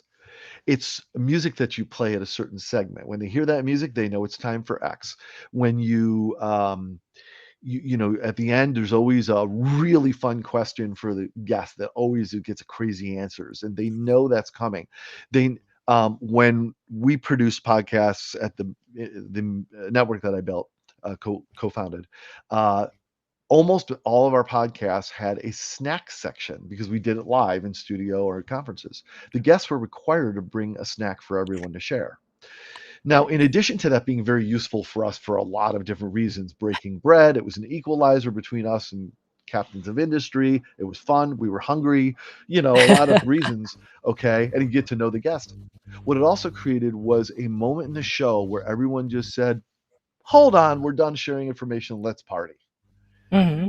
And we did it usually about a third through the show, so that if they right when someone might be thinking about disengaging, I kind of got enough, there was fun and frivolity and something different. And we wouldn't just stop and have our snack. We would talk about it, enjoy it, comment on it, tease the guest if they didn't bring one, all those things. So this is an example of different things you can do, and that creates engagement. If Yep. the audience knows, they'll always think about TV shows you watch. Is there something that always happens in those TV shows that you can't wait till somebody takes their sunglasses off or solves a crime, or you never know when Chandler is going to say something sarcastic and you love, whatever it is. So anyway, that's another thing. And then for small companies, which goes back to the KPI, what's a win? How do you qualify a win? What equals a win where this was worth doing? Is one sale enough? Is getting your sea legs enough? Is having a media asset that is just like what it used to be when you carry around a book that you wrote and self-published, but it gives you credibility when you hand it to a customer? So anyway, what is a win for you? And make sure that you organize and strategize around making sure that, if nothing else, that win happens. Doesn't matter if people listen. Doesn't matter if you love your voice. Doesn't matter if your branding for your podcast was award-winning. What will make it have been worth it? I like that. It kind of really boiling down to a bottom line that's not about these things that are kind of intangible and sometimes hard to know where they're going to go. I mean, we've worked with a lot of branded podcasts, and you might be able to share a more specific experience, because I know you've worked with a lot of very goal-oriented branded podcasts that, yeah, I loved what you said about kind of calculating out and how many sales do I need to kind of get out of it in the end. And I think I'd love to hear you talk more about that.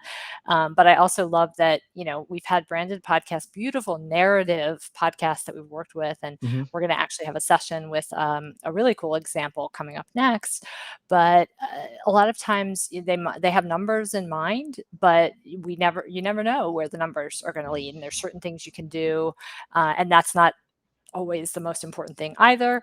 But I think if they have that key thing that you're talking about, that key win, if they say, what I've heard from a couple of these situations is, they had in mind a number, a downloads number, but what they really knew that they wanted to do was create this piece where they would be sort of the seminal, example in an industry that they're in, that no one had really done this sort of narrative piece that really helps people in general understand the value, kind of the issues that maybe consumers or other businesses are Yes. having in a very interesting way. And that's what we see a lot. That's not at all a sales pitch, for a company. And so they said, okay, if we have that piece, and some of our customers and our leads are seeing us that way, that's really what we want to walk away with it from. Or the one Sure. case that we came across, the numbers were good, but also they found that they tapped into a different audience, that some of their other tools that they did with video and other things tapped into certain audience, but then they were having different people listen to the podcast. And that is what, they were getting interaction, they were getting feedback saying people were listening that, didn't watch their other stuff, didn't read their stuff. So that's brilliant in and of itself, even if it's not 100,000. So yeah, I'd love Yeah. if you have any more information that you want to share about your, working with those goal-oriented branded podcasts. Either that, or we talked a little bit about mistakes and some of your tips. But if you have any kind of biggest things that you think people make mistakes on, or companies make mistakes on, or kind of commonly overlook. Uh, well, I think the biggest one is, if we build it, they will come. The biggest mistake is, well, we, we think we've got brilliant material. We're going to put it out, we're going to throw it on our social media. We're a big brand, or what we have to share is really brilliant. And all those things may be 100% true. That, at least in my experience and the things that I know, and I'm sure that you'd agree with this, Shannon, I don't think that's generally how podcasts work. Okay, Kim Kardashian has, I don't know, whatever, the 100 million people on Instagram, or I don't know whatever it is. I swear to you, she puts a podcast out, you're not going to get millions and millions and millions of downloads. You're not going to. It's just not how it works.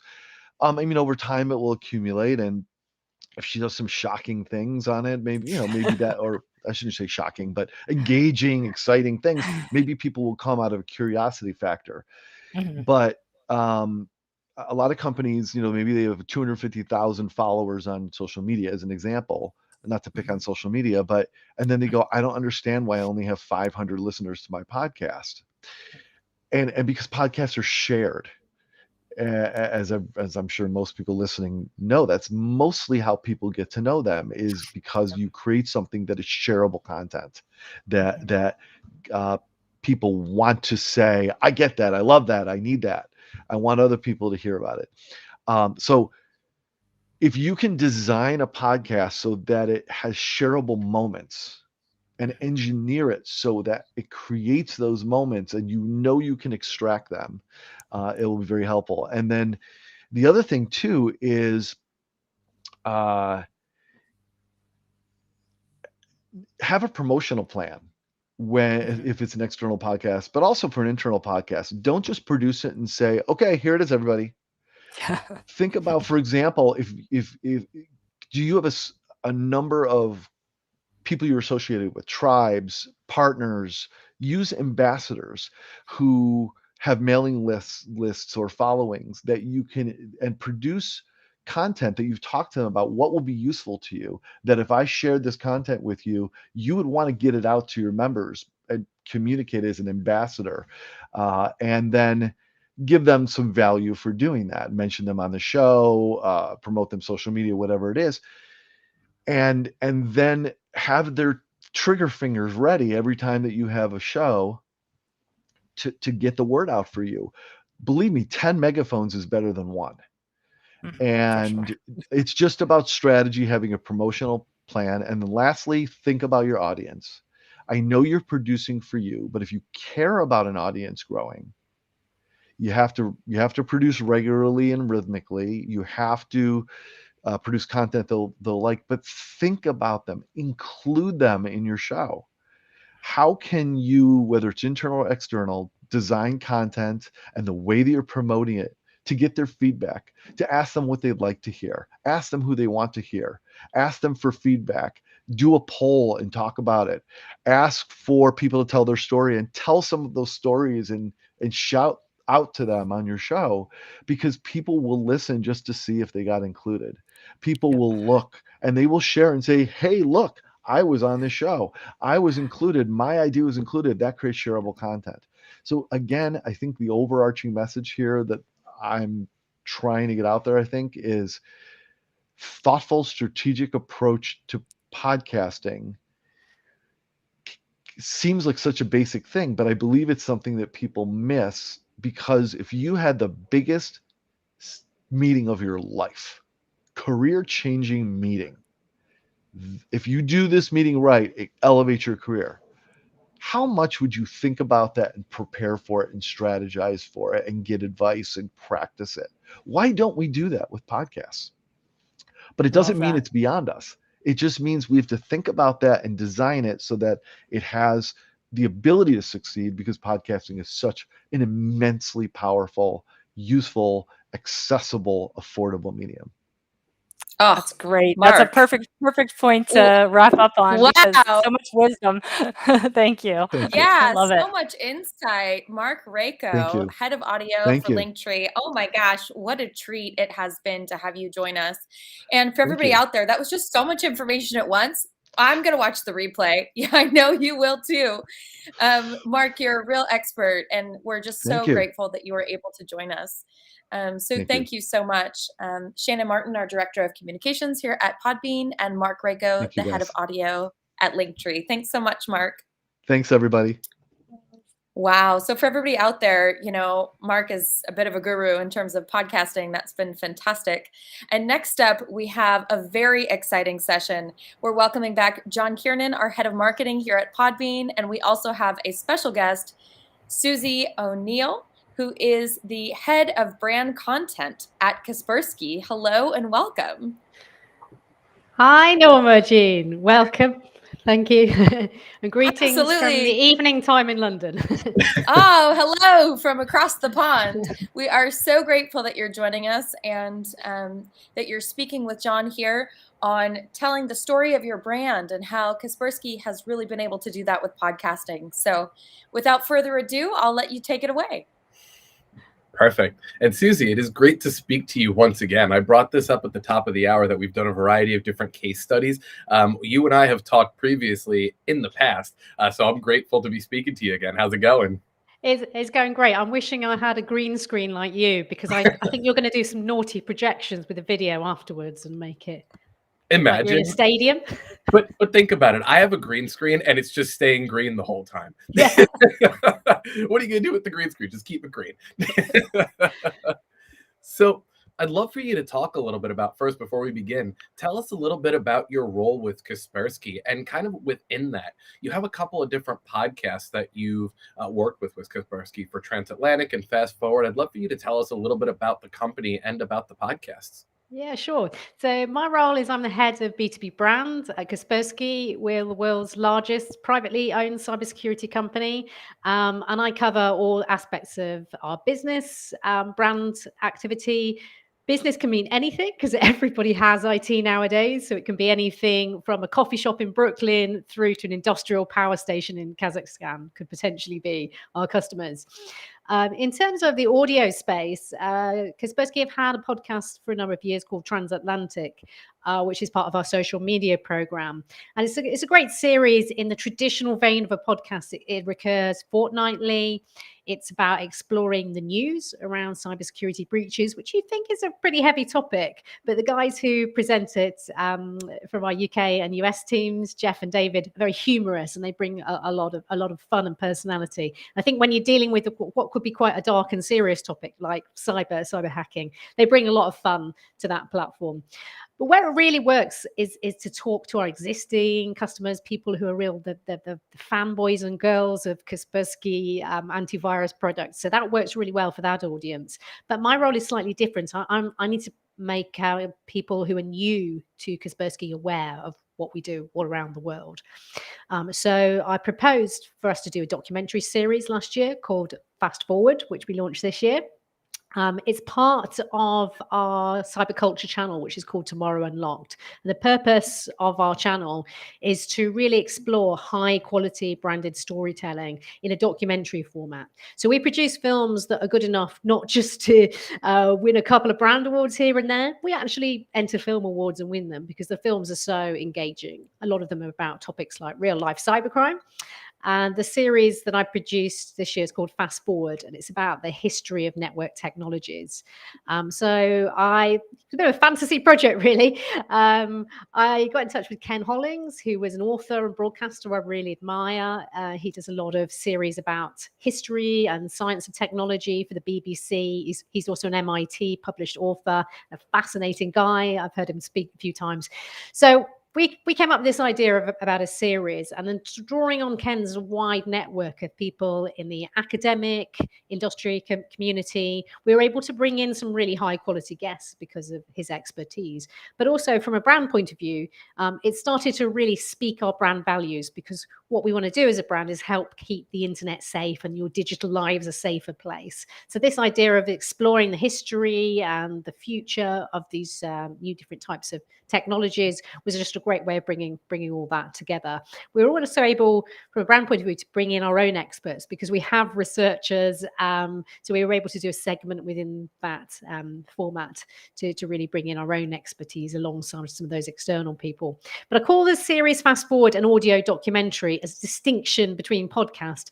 Partly it was internally to make sure that we saw it as a separate activity to the recurring fortnightly podcast, but it was a time-limited series. So we were aiming to go in that same kind of audio and mind space as the publishers, like BBC, for example, and really think about a high-quality documentary production. So the aim isn't to flow out episodes on a regular basis. We produced 6 this year and probably the same again in the future if we continue.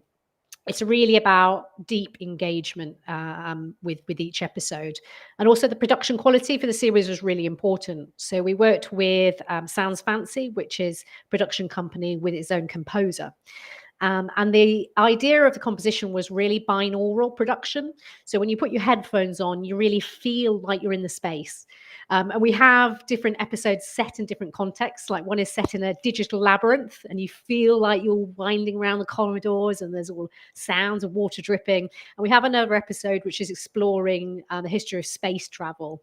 And there are scenes where you feel like you're actually part of that experience of going up in a rocket. So it was a really fun experience. It was just really delightful to be able to work at that really high quality level, but also to create something that is genuinely bringing joy. It's genuinely interesting, entertaining, informative, all of those things that brand content should be. And I do think this is one of the first times it's really been possible to do that within one production. Sure. And one thing that you always keep going back to, and this is something you brought up in our previous interview as well, which I love, is we talk about this idea of company branded podcast being a public podcast that helps grow in the public eye and helps create the company as a thought leader. But you guys even take it a step beyond that. You don't even just call it a podcast. You've really taken to using the medium as a full audio documentary and audio series, as you put it. How have you seen the focus of not just calling it a podcast, but really diving into the idea of, let's say, an audio series and documentary grow the brand? Well, one of my criteria of success is because we don't have a product at the end that we're trying to sell. So we're not doing all that kind of classic lead gen or link tracking from this particular activity. But one of the things that we do track is brand success and how it contributes to that. And one of that is through awards. So I'm delighted to say we got a first award nomination for Fast Forward with the CMA Awards for Best Branded Podcast, which I think for a new podcast with only 6 episodes already is a great achievement, and hopefully Absolutely. more to Congrats. follow. We're ambitious again about entering, mainstream podcasting, not just marketing awards. So I think that's also a good thing to aim towards, and to also question what you're doing.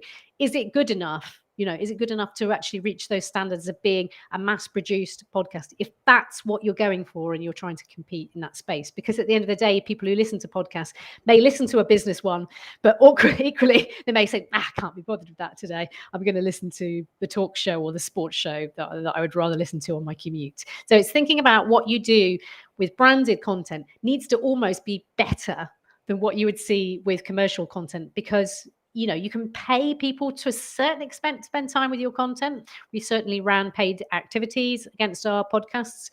What we did find was that the dwell time and the engagement was really, really good. We found that insight out from Podbean platform, which is one of the reasons that we chose your platform, because of the deeper analytics and being able to prove that ROI of how long people will engage with it. But you can pay to get people to your podcast, but you can't definitely get them to stick around. But we did find that immersion is stuck. So we were getting an average listen time on a 20-minute episode of 13 to 14 minutes, which is pretty amazing if you compare it to similar spends of media on video, for example. Sure. And I think that's an important point that you brought up too. And this is something that we've talked about just generally throughout podcasting, right? Part of growth, I think, that often gets lost is retention, right? We think about how many ways can I put my content out to the people? How many ways can people hear my podcast? I can put it out on social media. I can put it out in directory. I can use a hosting service. I can put it on YouTube. It's great. Like you said, you can do paid advertising as well. But part of what is really a focus of your strategy that I've taken from our conversations is it's a matter of keeping people. It's a matter of retaining people. It's a matter of creating content that people don't just go, okay, great, this company has now put out this thing. Nobody really necessarily thinks of, oh, this company has put out this thing. They think about the content that means the most to them and that they feel is the most engaging to them. And then by that, they then connect the brand and the product to in your case, the audio series. So I think it's always great to hear you guys talk about it and say, listen, we need to create content that is going to be engaging and entertaining and informative that people are just going to listen to basically regardless of brand. This could be any brand, but it's our brand who's creating it and taking it seriously. So for you guys to be able to all of a sudden tie that back, I think is a really important point that anybody, whether they're running a business podcast, whether they're running their own podcast, I think that's super important to consider. Make content that people would want to listen to regardless of the brand. If you can do that and create content that's extremely engaging, then you have a winner and you have people who are going to come back to that. One thing I do want to ask also, and you kind of touched on it here, but what does the production of the podcast generally look like? I know that you said sometimes you source some content out to different people. Do you keep any in-house as well, or how do you decide what's going to stay in-house and what's going to be sourced out somewhere else? Yeah, so because basically Transatlantic is a wholesale in-house team that does it in a sort of classic in-house production model. We've got a fairly sizable social media team, so there's audio and video multimedia experts in-house. For the Fast Forward series, I worked with this production company, Sounds Fancy. They've also worked with a number of other tech brands on podcasts, so they really understood the different formats and how to raise the quality from an audio point of view. And I do think, as somebody who's an audiophile myself, because like you, John, I'm also a musician, that quite a lot of things that let down smaller budget or in-house produced productions, so they just don't spend the time doing really fine grain editing. You've got to go in those sound files and take out all the ums and ahs. You've got to EQ it. You've got to, even if you're using library music, you've got to mix it all together. So it sounds really good, it's got to sound better than just sort of even a live radio broadcast might sound. So it's that sort of nuance and detail of quality that I think, however you're producing it, get an audio editor involved in making sure that that quality finish. And then because we're a video channel, actually the bit that we did in house was we created lots of social media assets. So we created videos. Also, brand is quite important to us, being a video-led channel, and the visuals. So for every series we launch, we have to create a sub-brand. Now that's really tricky for audio because, you know, the production company, they go, hey, there's your audio files, series delivered, thank you very much. So I actually hired an illustrator that we work with, Paul Sizer, who specializes in a similar sort of genre of technology and futurism in his illustration style. And he designed a logo for us. But not only that, but he also did a series of 8 illustrations. And we were able to animate those and bring in library footage as well, from historical archives, to basically make these really beautiful little 1-minute films to promote each episode. So there was a whole production exercise after the audio is delivered in order to get all those different social assets ready for media distribution, and also for our own channels so we could get the word out, which felt like even more effort. So it is really sort of thinking about where your audience is currently. And that's something that I just didn't really realize when I commissioned the project at the start, how much work all the post-production would be. So really factor that in when you're planning project. Yeah, absolutely. And like you said, you're able to then take that content, and it's kind of like, we want to create content that goes to the specific medium we're looking for, but when you promote it, what outlets can you use to get that message out there? You know, I think the most effective marketing tools really are kind of looking at the different tools that you're going to use to promote, and really looking at the different strategy. Each of them can be their own subcategory, right? Okay, let's promote on YouTube, let's promote on Instagram, let's promote through advertising. There's so many different ways that you can insert advertising setup here, right? And so many different modes. But the fact that you're thinking about that when you create the content up front now is going to only help you later on. Okay, we're going to go ahead and promote this brand here as every single asset we need. So instead of it taking much longer, you're able to actually, even from a production standpoint, from, okay, how long is each episode going to take? Not only are you thinking about the episode, but you're also thinking about all of the extra content coming afterwards. And that kind of leads us to the final question here for our session. And that might have been the piece of advice that you have, but what is one piece of take-home advice that you can recommend to anyone getting started with podcasting for their organization? So really think about quality over quantity and what quality you can commit to. I think one of the challenges that I think Shannon touched upon earlier was people who set up a calendar and want to commit to like a weekly podcast and then run out of steam because they realize perhaps it's more work than they thought, or their assistant leaves and they run out of resources to do it. So what you could think about doing is perhaps a time-bound series, as we've done, or even a season, which you trial and then intentionally say, we're going to do 8 of these and then we're going to take a break and we're going to be back next year. So don't burn yourself out. Really emphasize quality over quantity. Hire an audio editor to do all that mixing, unless you are trained in that. You don't do it yourself. I'm semi-trained in that, and I also wouldn't want to sit and move little sound files around all day. That would drive me absolutely mad. So hire people. There's people, affordable, great people out there who've graduated from audio engineering courses and would love to do this work, seriously. So bring on board at least freelance talent to help you if your production company is out of bounds. And also, I think another point was discussed earlier is that formatting. So I really firmly believe that you need to have a unique format for the structure of your show. So it's thinking about it almost like you were creating a TV game show. They're always highly formulaic. The titles come up, they'll introduce people in a certain way, the games will be formatted in a certain way. And with audio, we need to build in that rigor and a lot of deep thought and planning at the beginning. So are you always going to ask people a quick fire round of questions at the end? Are you going to have an introduced preamble that explains what's happening in your world or your business, and thinking about exactly how long those time spots want to run, so you can approximately get all your shows flowing in at roughly the same sort of time period. So think with the rigor of an entertainment TV producer, and then whatever the subject that you're covering in your podcast, that will have a good production rigor to it, and the audience will come to expect and build trust because they can build trust and know what's coming in that format. Absolutely. And then that even helps you as the deliverer of the information, the narrator, if you will, as the host, because then what you're doing is over time, you're creating this workflow for yourself too. Remember, it's just as much a workflow for the person you're sitting in front of and delivering it to as much as it is yourself. So if you're able to say, okay, cool, we have an intro, we have an outro, here are the couple of points we want to speak about, maybe here are some of the sections that we want to keep going back to, then that's going to give you the ability to go in even more confidently to each session going forward. And like you said, if you could bring in a company, that's fantastic. And there's a lot of people that want that work. In the event that you can't, or in the event that you have different things you want to source out, knowing that kind of workflow, and I guess that's the best term for it, workflow, gives you the ability to know how long you might need for certain things. And as you get better at those skills, they're going to come quicker. So the more you're doing podcasting, I can't agree more with everything that you're saying.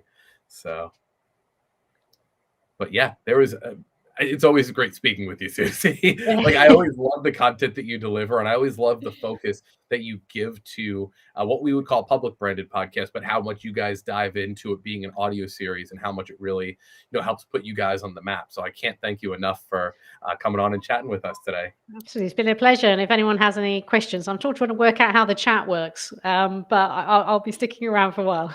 Please. All right, Susie O'Neill, head of brand content for Kaspersky. Thank you so much for joining us. And I love that you were talking about the formulaic aspect of episodes as well, because just before your session, Mark also spoke about audio cues and training your audience. If you hear the certain music, it's time for, a certain aspect of the episode. So I think there's a lot of it's a bit like Pavlov's dog, really, isn't it? Absolutely. Yes. You can train your audience in a certain way of behaving. So there's kind of a bit of behavioral psychology. But hopefully in a positive way. Absolutely. Oh, well, thank you so much for joining us. And in just a second, we are going to be joined by Laura Davidson from Shure, who is the market development manager for Shure Incorporated. And we'll be talking all about audio production. And then there is also a giveaway. So stay tuned. John will be asking a question. And if you answer correctly and on time, someone will be running a really great corporate podcast consultation from Laura. So you'll hear all about Shure, their products, and how to set up your own production, which is invaluable. Hello and welcome, Laura. Hi, thank you for having me. Hi, We're Laura. so excited you're here. Yeah. I'm going to let John take it away and let you guys get started. Great. Absolutely. I will pass all these questions to the sharpest dresser in the room, Laura. It's great to speak to you again. You too, John. I hear your little person in the background running around, it sounds like. Absolutely. Yeah. Since we spoke last time, he's now 2.5 and in school. Oh, my goodness. Well, that's good. 2.5 and in school. Sending them to college next week, right? Exactly. Yeah. Amazing. Saving up the funds. You got to do that. Definitely. Yep. So, to start us off in our conversation here, I'd love for you to tell us and the audience here about Shure microphones and how you guys are geared for audio production and podcasting. Many people may already be familiar with it, but we have a lot of people who might be bringing podcasts into the corporate sector, into the world of business. So I'd love for you to open up what and who Shure is. Great. So Shure's been around since 1925, so in almost 100 years. We're getting up there in years, but in a good way. We're always innovating. We're always trying to make the newest, latest, and greatest to keep current with the market. So we make microphones that are specifically geared towards applications that make people's lives easier. So if you're podcasting, if you're a gamer, if you're a rock star, if you are in a corporate environment, we have something that fits everybody's needs. So for example, this one that I'm talking into right now is specifically for podcasting, recording music and streaming, and it's called the MV7X. So we made a move actively towards creating microphones for podcasting specifically about 5 or 6 years ago when we started releasing our Motive line of USB microphones. And it's since blossomed into this wonderful line of products that make your life easier and make the barrier to entry much, much less. Yeah, absolutely. Now, what you said just now, and I think it's something that we've spoken about over time too, is how much Shure has focused on the podcasting market here. One question I have for you is, since podcasting is such a diverse medium, what are some general tips you have for podcasters before we really dive into the specifics? Well, I mean, basically that's such an accurate statement and such a great way of saying it, because podcasting, you can start something that is niche. You can start something, which I highly recommend. You can start something that you are super passionate about, and then you can do something like this for corporate podcasting where you're doing something to get a message across and a message out. So your previous guest mentioned having that steady stream of content and having enough content to know that you're going to be able to carry it out and continue that for several episodes or seasons. And that's so important. But it's really just knowing exactly who you want to talk to and knowing what you have to say, because you need to present something that no one else is talking about, or at least present it in a new way. So just making sure you really hone in on what you want to do and know your goals before you even start thinking about the technical side of it. Yeah, absolutely. And I know that in times where we've talked before, with Shure really focusing on the podcasting industry, not only are you guys creating gear that's really centralized towards the podcaster as well as everybody, like you said, but you've also taken an interest in how podcasts are developed here. What are some factors to take into consideration for choosing pieces of production equipment? There's so many different kinds of microphones we can choose from. We can choose from ribbons, condensers, dynamic. There's so many different microphones. But what are some considerations to think of if you're a podcaster looking for a new microphone? I could talk about the SM7B all day. I could talk about the MV7 all day, but I'd love to hear from you. Absolutely. Yeah, definitely. And that's the great thing about our microphones, is that there's something for everyone. So if you're just getting started and John just threw a bunch of alphabet soup at you and you're like, what the heck is an SM7B? We have microphones that let you just plug in and get a great sound. Like I happen to have, some show and tell stuff here, like the MV5C, which is a USB mic. So when you plug this into your computer and you can throw a set of headphones on, you're automatically going to overtake the microphone and start sounding great. So what you want to think about is where you're going to be recording. Is the room treated? And what I mean by treated, is it a studio? Probably not. If you're lucky enough to record in a studio, then they're probably going to have a really great condenser mic for you to use. But if you're not, and you're in a room like I'm in, which has hardwood floors, as you can see here, and a big window over here, and lots of surfaces that are reflective, you're going to want to use something called a dynamic mic. Dynamic mics require a little bit more signal to work, and they block and reject sounds coming in from the rear and sides based on their polar pattern, which is different from the type of microphone. So hopefully I haven't lost you already, because some people are like, what? I have a cardioid mic. Okay, you might have a cardioid mic, but that's the pickup pattern for your dynamic or your condenser. It's how the microphone physically picks up. So where are you going to be recording? Is it acoustically treated? No. Go with a dynamic. If you have an acoustically treated room, or you're able to record in a space that you can control the acoustics of, then you can use a condenser mic, which is giving you more details, more nuanced sounds, and a little bit more frequency response, depending on the mic. Sure. Now, something that we have talked about, and something you just brought up here, was about polar patterns, right? Mm-hmm. And one reason I bring that up is because I think that there's a lot of podcasters and even people who are, maybe starting podcasts for business, who might have gear from different courses of time, right? And they might go, you know what? I have this microphone sitting at my home, or I have this Yeah. microphone that we bought for a project earlier, but I'm not really sure how to use it. Or maybe they're using it and other people are saying, hey, you have this really professional looking piece of equipment, but is there something you can change? What's going on here with it? What are Right. some techniques that we can all use within production, such as thinking about polar patterns, setup, closeness to the mic? I think is something that's important. Yes. Filters, things like that. Yeah, very important. There's several factors. When you start using a microphone in a broadcast scenario, if you don't have something like the MV7 or the SM7B that has a built-in pop filter, you might want to think about getting one of those. And I usually have one within arm's reach, but it's just too far away, just to put in front of the mic to prevent what we call plosives. So if I were to be directly on the mic and say, "P," you can hear that pop. This is a mic technique thing. I'm just off axis just a little bit, and that removes all the plosives completely. So you're still able to get that nice warm sound, the rich sound of a dynamic microphone without having the popping P's or sibilants. So if you can't use a pop filter and don't have one, you can also fudge it a little bit that way. And if you already have microphones, like you were saying, I saw somebody in the chat, Erica was saying that 57 and SM58 are their most used mics. Love that. Those are dynamic microphones that are traditionally for stage use, but they are totally valid in the studio as well. And I made a video for our How Do You Do That content series on the Shure Creators YouTube channel, where I talk about how to get those microphones into your Zoom calls, your podcasting, your Microsoft Teams calls, even if you just want to look like a rock star while you're while you're talking to people at work. You just need to get an interface and get that dynamic microphone converted over to digital using an audio interface. Sure. And I like that you brought up using an interface also, because you guys make microphones that are USB, but you also make microphones that will work in tandem with an interface, which the majority of microphones will. What are some advantages and disadvantages of using an interface as opposed to just going in USB?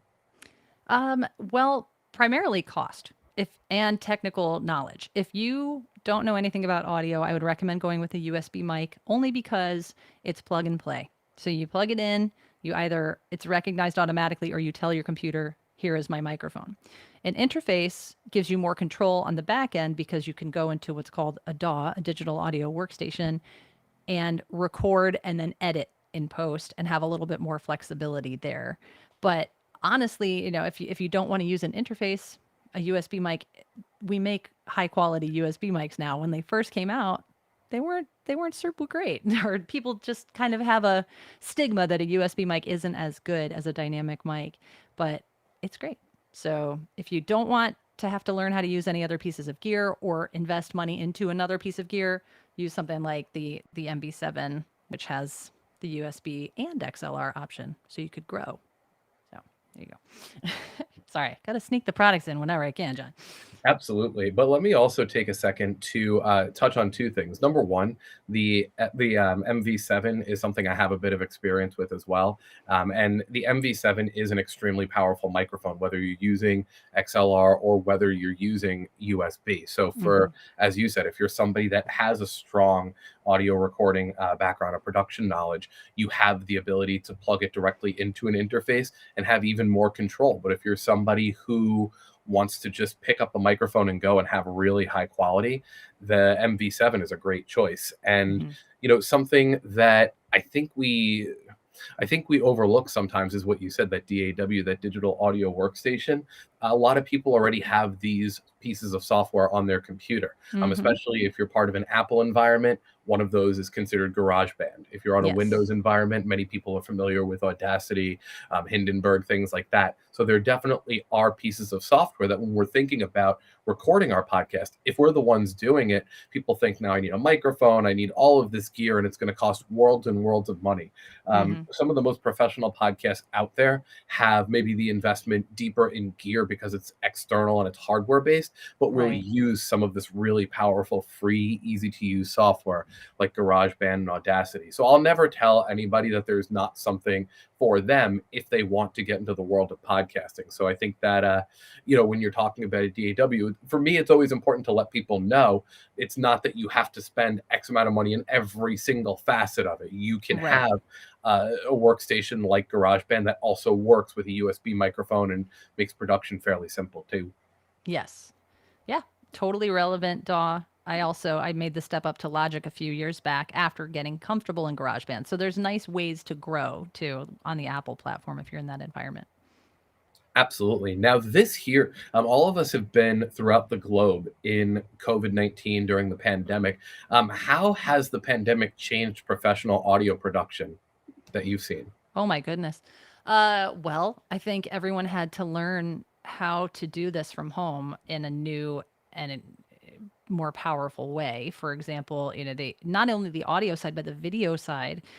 We had so much of a focus previously on the importance of audio, but then I think that our only way to connect became video. So it became that much more important to have that robust and that more professional look. So, 2 years ago, if you'd said, okay, Laura, I'm going to have you on this webinar, I would not have had this rig. And all it is my iPhone. It's going through something called Ecamm Live, but I wouldn't have known about Ecamm Live. So I feel like throughout this, all of the production has leveled up, whether people were ready for it or not. And it's exciting because it's really given us a lot of freedom.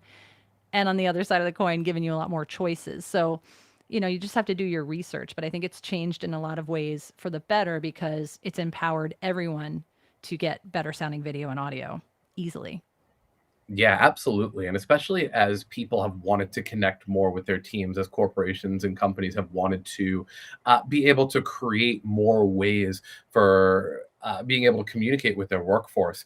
People, like you said, have not just been forced to, from a production side, learn about gear and learn about the easiest ways to do so. They've also had to figure out, okay, cool, how can I deliver this content to my workforce, right? How Right. can I get people to be engaged with my content without having them sitting in a boardroom or without them sitting in the conference rooms at Yeah. their places of work. So I think that you're 100% correct from both the production standpoint and from that standpoint here. Quick question here also. Everything's a quick question. What are some production tips that you can offer to our branded and corporate podcasts? That's a great one. So audio is so important. Video, like I was just saying, has become more important, but audio is still king. If you have subpar audio, people will get fatigued. They will not want to listen. They'll be agitated, and if they're listening to your podcast, they'll hop off. So you want to make sure that you make solid investment into gear that is going to work best for your environment. Budget is, of course, going to be a dictating and determining factor, but still finding the right pieces of gear that suit your environment and suit your application and your skill set are going to be so important. But make sure that you make that investment into your audio and do lots and lots of tests before you start going to tape, virtual tape or otherwise, to know that it's sounding the way that you want to sound, and have some other people give it a listen as well to make sure that you're not just listening, with blinders on. That doesn't sound right, but you know what I mean. Absolutely. But I think you bring up a really good point here also about testing before you go live. When we think about starting a podcast, I think all of us, whether you're doing it for entertainment or whether you're doing it to bring into the corporate world, we often think, okay, cool. Once we create the podcast, then it has to go out. It's often just hit the ground running, which is great. But there is nothing wrong, and it's actually preferred, and it's things that I've done for different podcasts that I've run as well. There's nothing wrong with recording a couple of test episodes for a myriad of reasons. Number one, like you said, learn what the gear that you currently have is, and if it's giving you the quality that you want, then the next time you record, that you're more than likely going to get that same quality again. But if you're not, then you can look into different ways that you're going to create that quality, such as a new microphone or, whatever the case may be, maybe a pair of headphones to avoid any sorts of echoing or Yes, things of that nature. that's very important. Make sure you're monitoring while you're recording, whether it's earphones or headphones. Yeah, absolutely. And you have all of them there. I do. There's a menagerie of things within arm's reach all the time.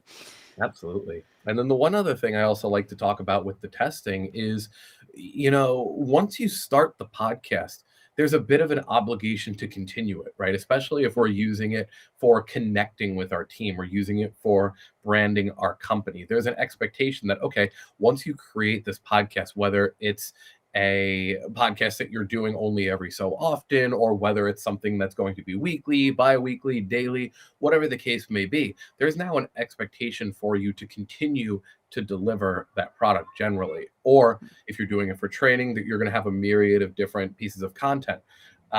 So if you're doing these tests, what you're doing is you're creating content. You are, at the end of the day, even if that never makes the light of day, but you're getting used to the process. You're getting used to how the workflow of sitting down and recording really feels. You may be a seasoned professional in the industry, but all of a sudden you're now in a different role in your company, and that kind of podcast feels a little bit different. You may be somebody who is really trying to champion this, and you've never done podcasting before, and you go, you know what, this is a brand new experience to me. There's nothing wrong with doing a couple of pilots and trying it out and getting people to listen to it, and then just feeling out how much work you're going to have to put into it, how easy it is for you, and seeing who else you need to leverage also. Yeah, absolutely. So I think there's a lot of different facets there here, but we are at the end of our conversation here, which brings us to our giveaway here, our corporate podcast production consultation here. So, Laura, what will our giveaway participants be receiving? So you'll get one-on-one time with me. and we can go through kind of your concept, your space, have an actual virtual walkthrough of said space to see what would be a good fit for you. And I'd love it if it's Shure mics, but we are agnostic, so we want to make sure you're getting the right setup, and then helping you determine how you can remove those barriers to getting you to be able to hit record or go live quickly and easily. So a one-on-one with me. That is Hopefully true. that's appealing to some. I don't know. If you like this conversation between you and I, whoever has a one-on-one with you for this is going to love that too. So, Nice. so we're going to go ahead and utilize the YouTube chat here for anyone watching here. I'm going to go ahead and ask a question. We're going to keep it fairly down the middle, fairly simple here. I'm going to go ahead and ask you for an answer. The first person to type in the answer correctly is going to be the one who gets that consultation here. So keeping it straight, simple, to the point, what kind of audio gear does Shure make?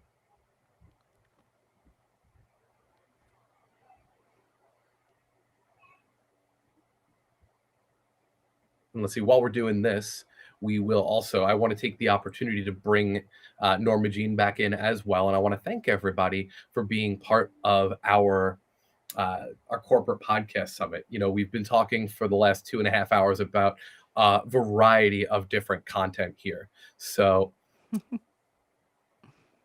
all right. So it looks like we have a few people answering here. And it looks like Erica has said microphones. So I want to say congratulations to that, because we have Shure microphones. That's part of the name. It's there. Yep. So congratulations to the one and only Erica. So we'll go ahead and I'll leave you my information here, and we'll get you connected with Laura for that consultation. Yay. Looking forward to talking with you, Erica. We'll have fun. Perfect. Yeah, it's one of those things sometimes where it takes a second for the comments to jump in with all the integrations going on with live stream. But I think it's so exciting, and I think so many people have those questions, right? Like, how can I optimize my setup? Mhm. You know, what microphone should I be using?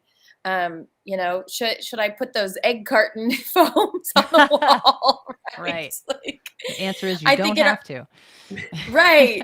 I think in our modern world, we all have these connotations. So we're so excited about this. And Laura, it's been fantastic just to hear about the expertise and the nuances of audio design and the microphones that Shure produces. I mean, just the fact that you guys are coming up on 100 years, that's so exciting. I'm so excited for that. The big, we're 96 right now, so 4 years away. Yeah, that's right.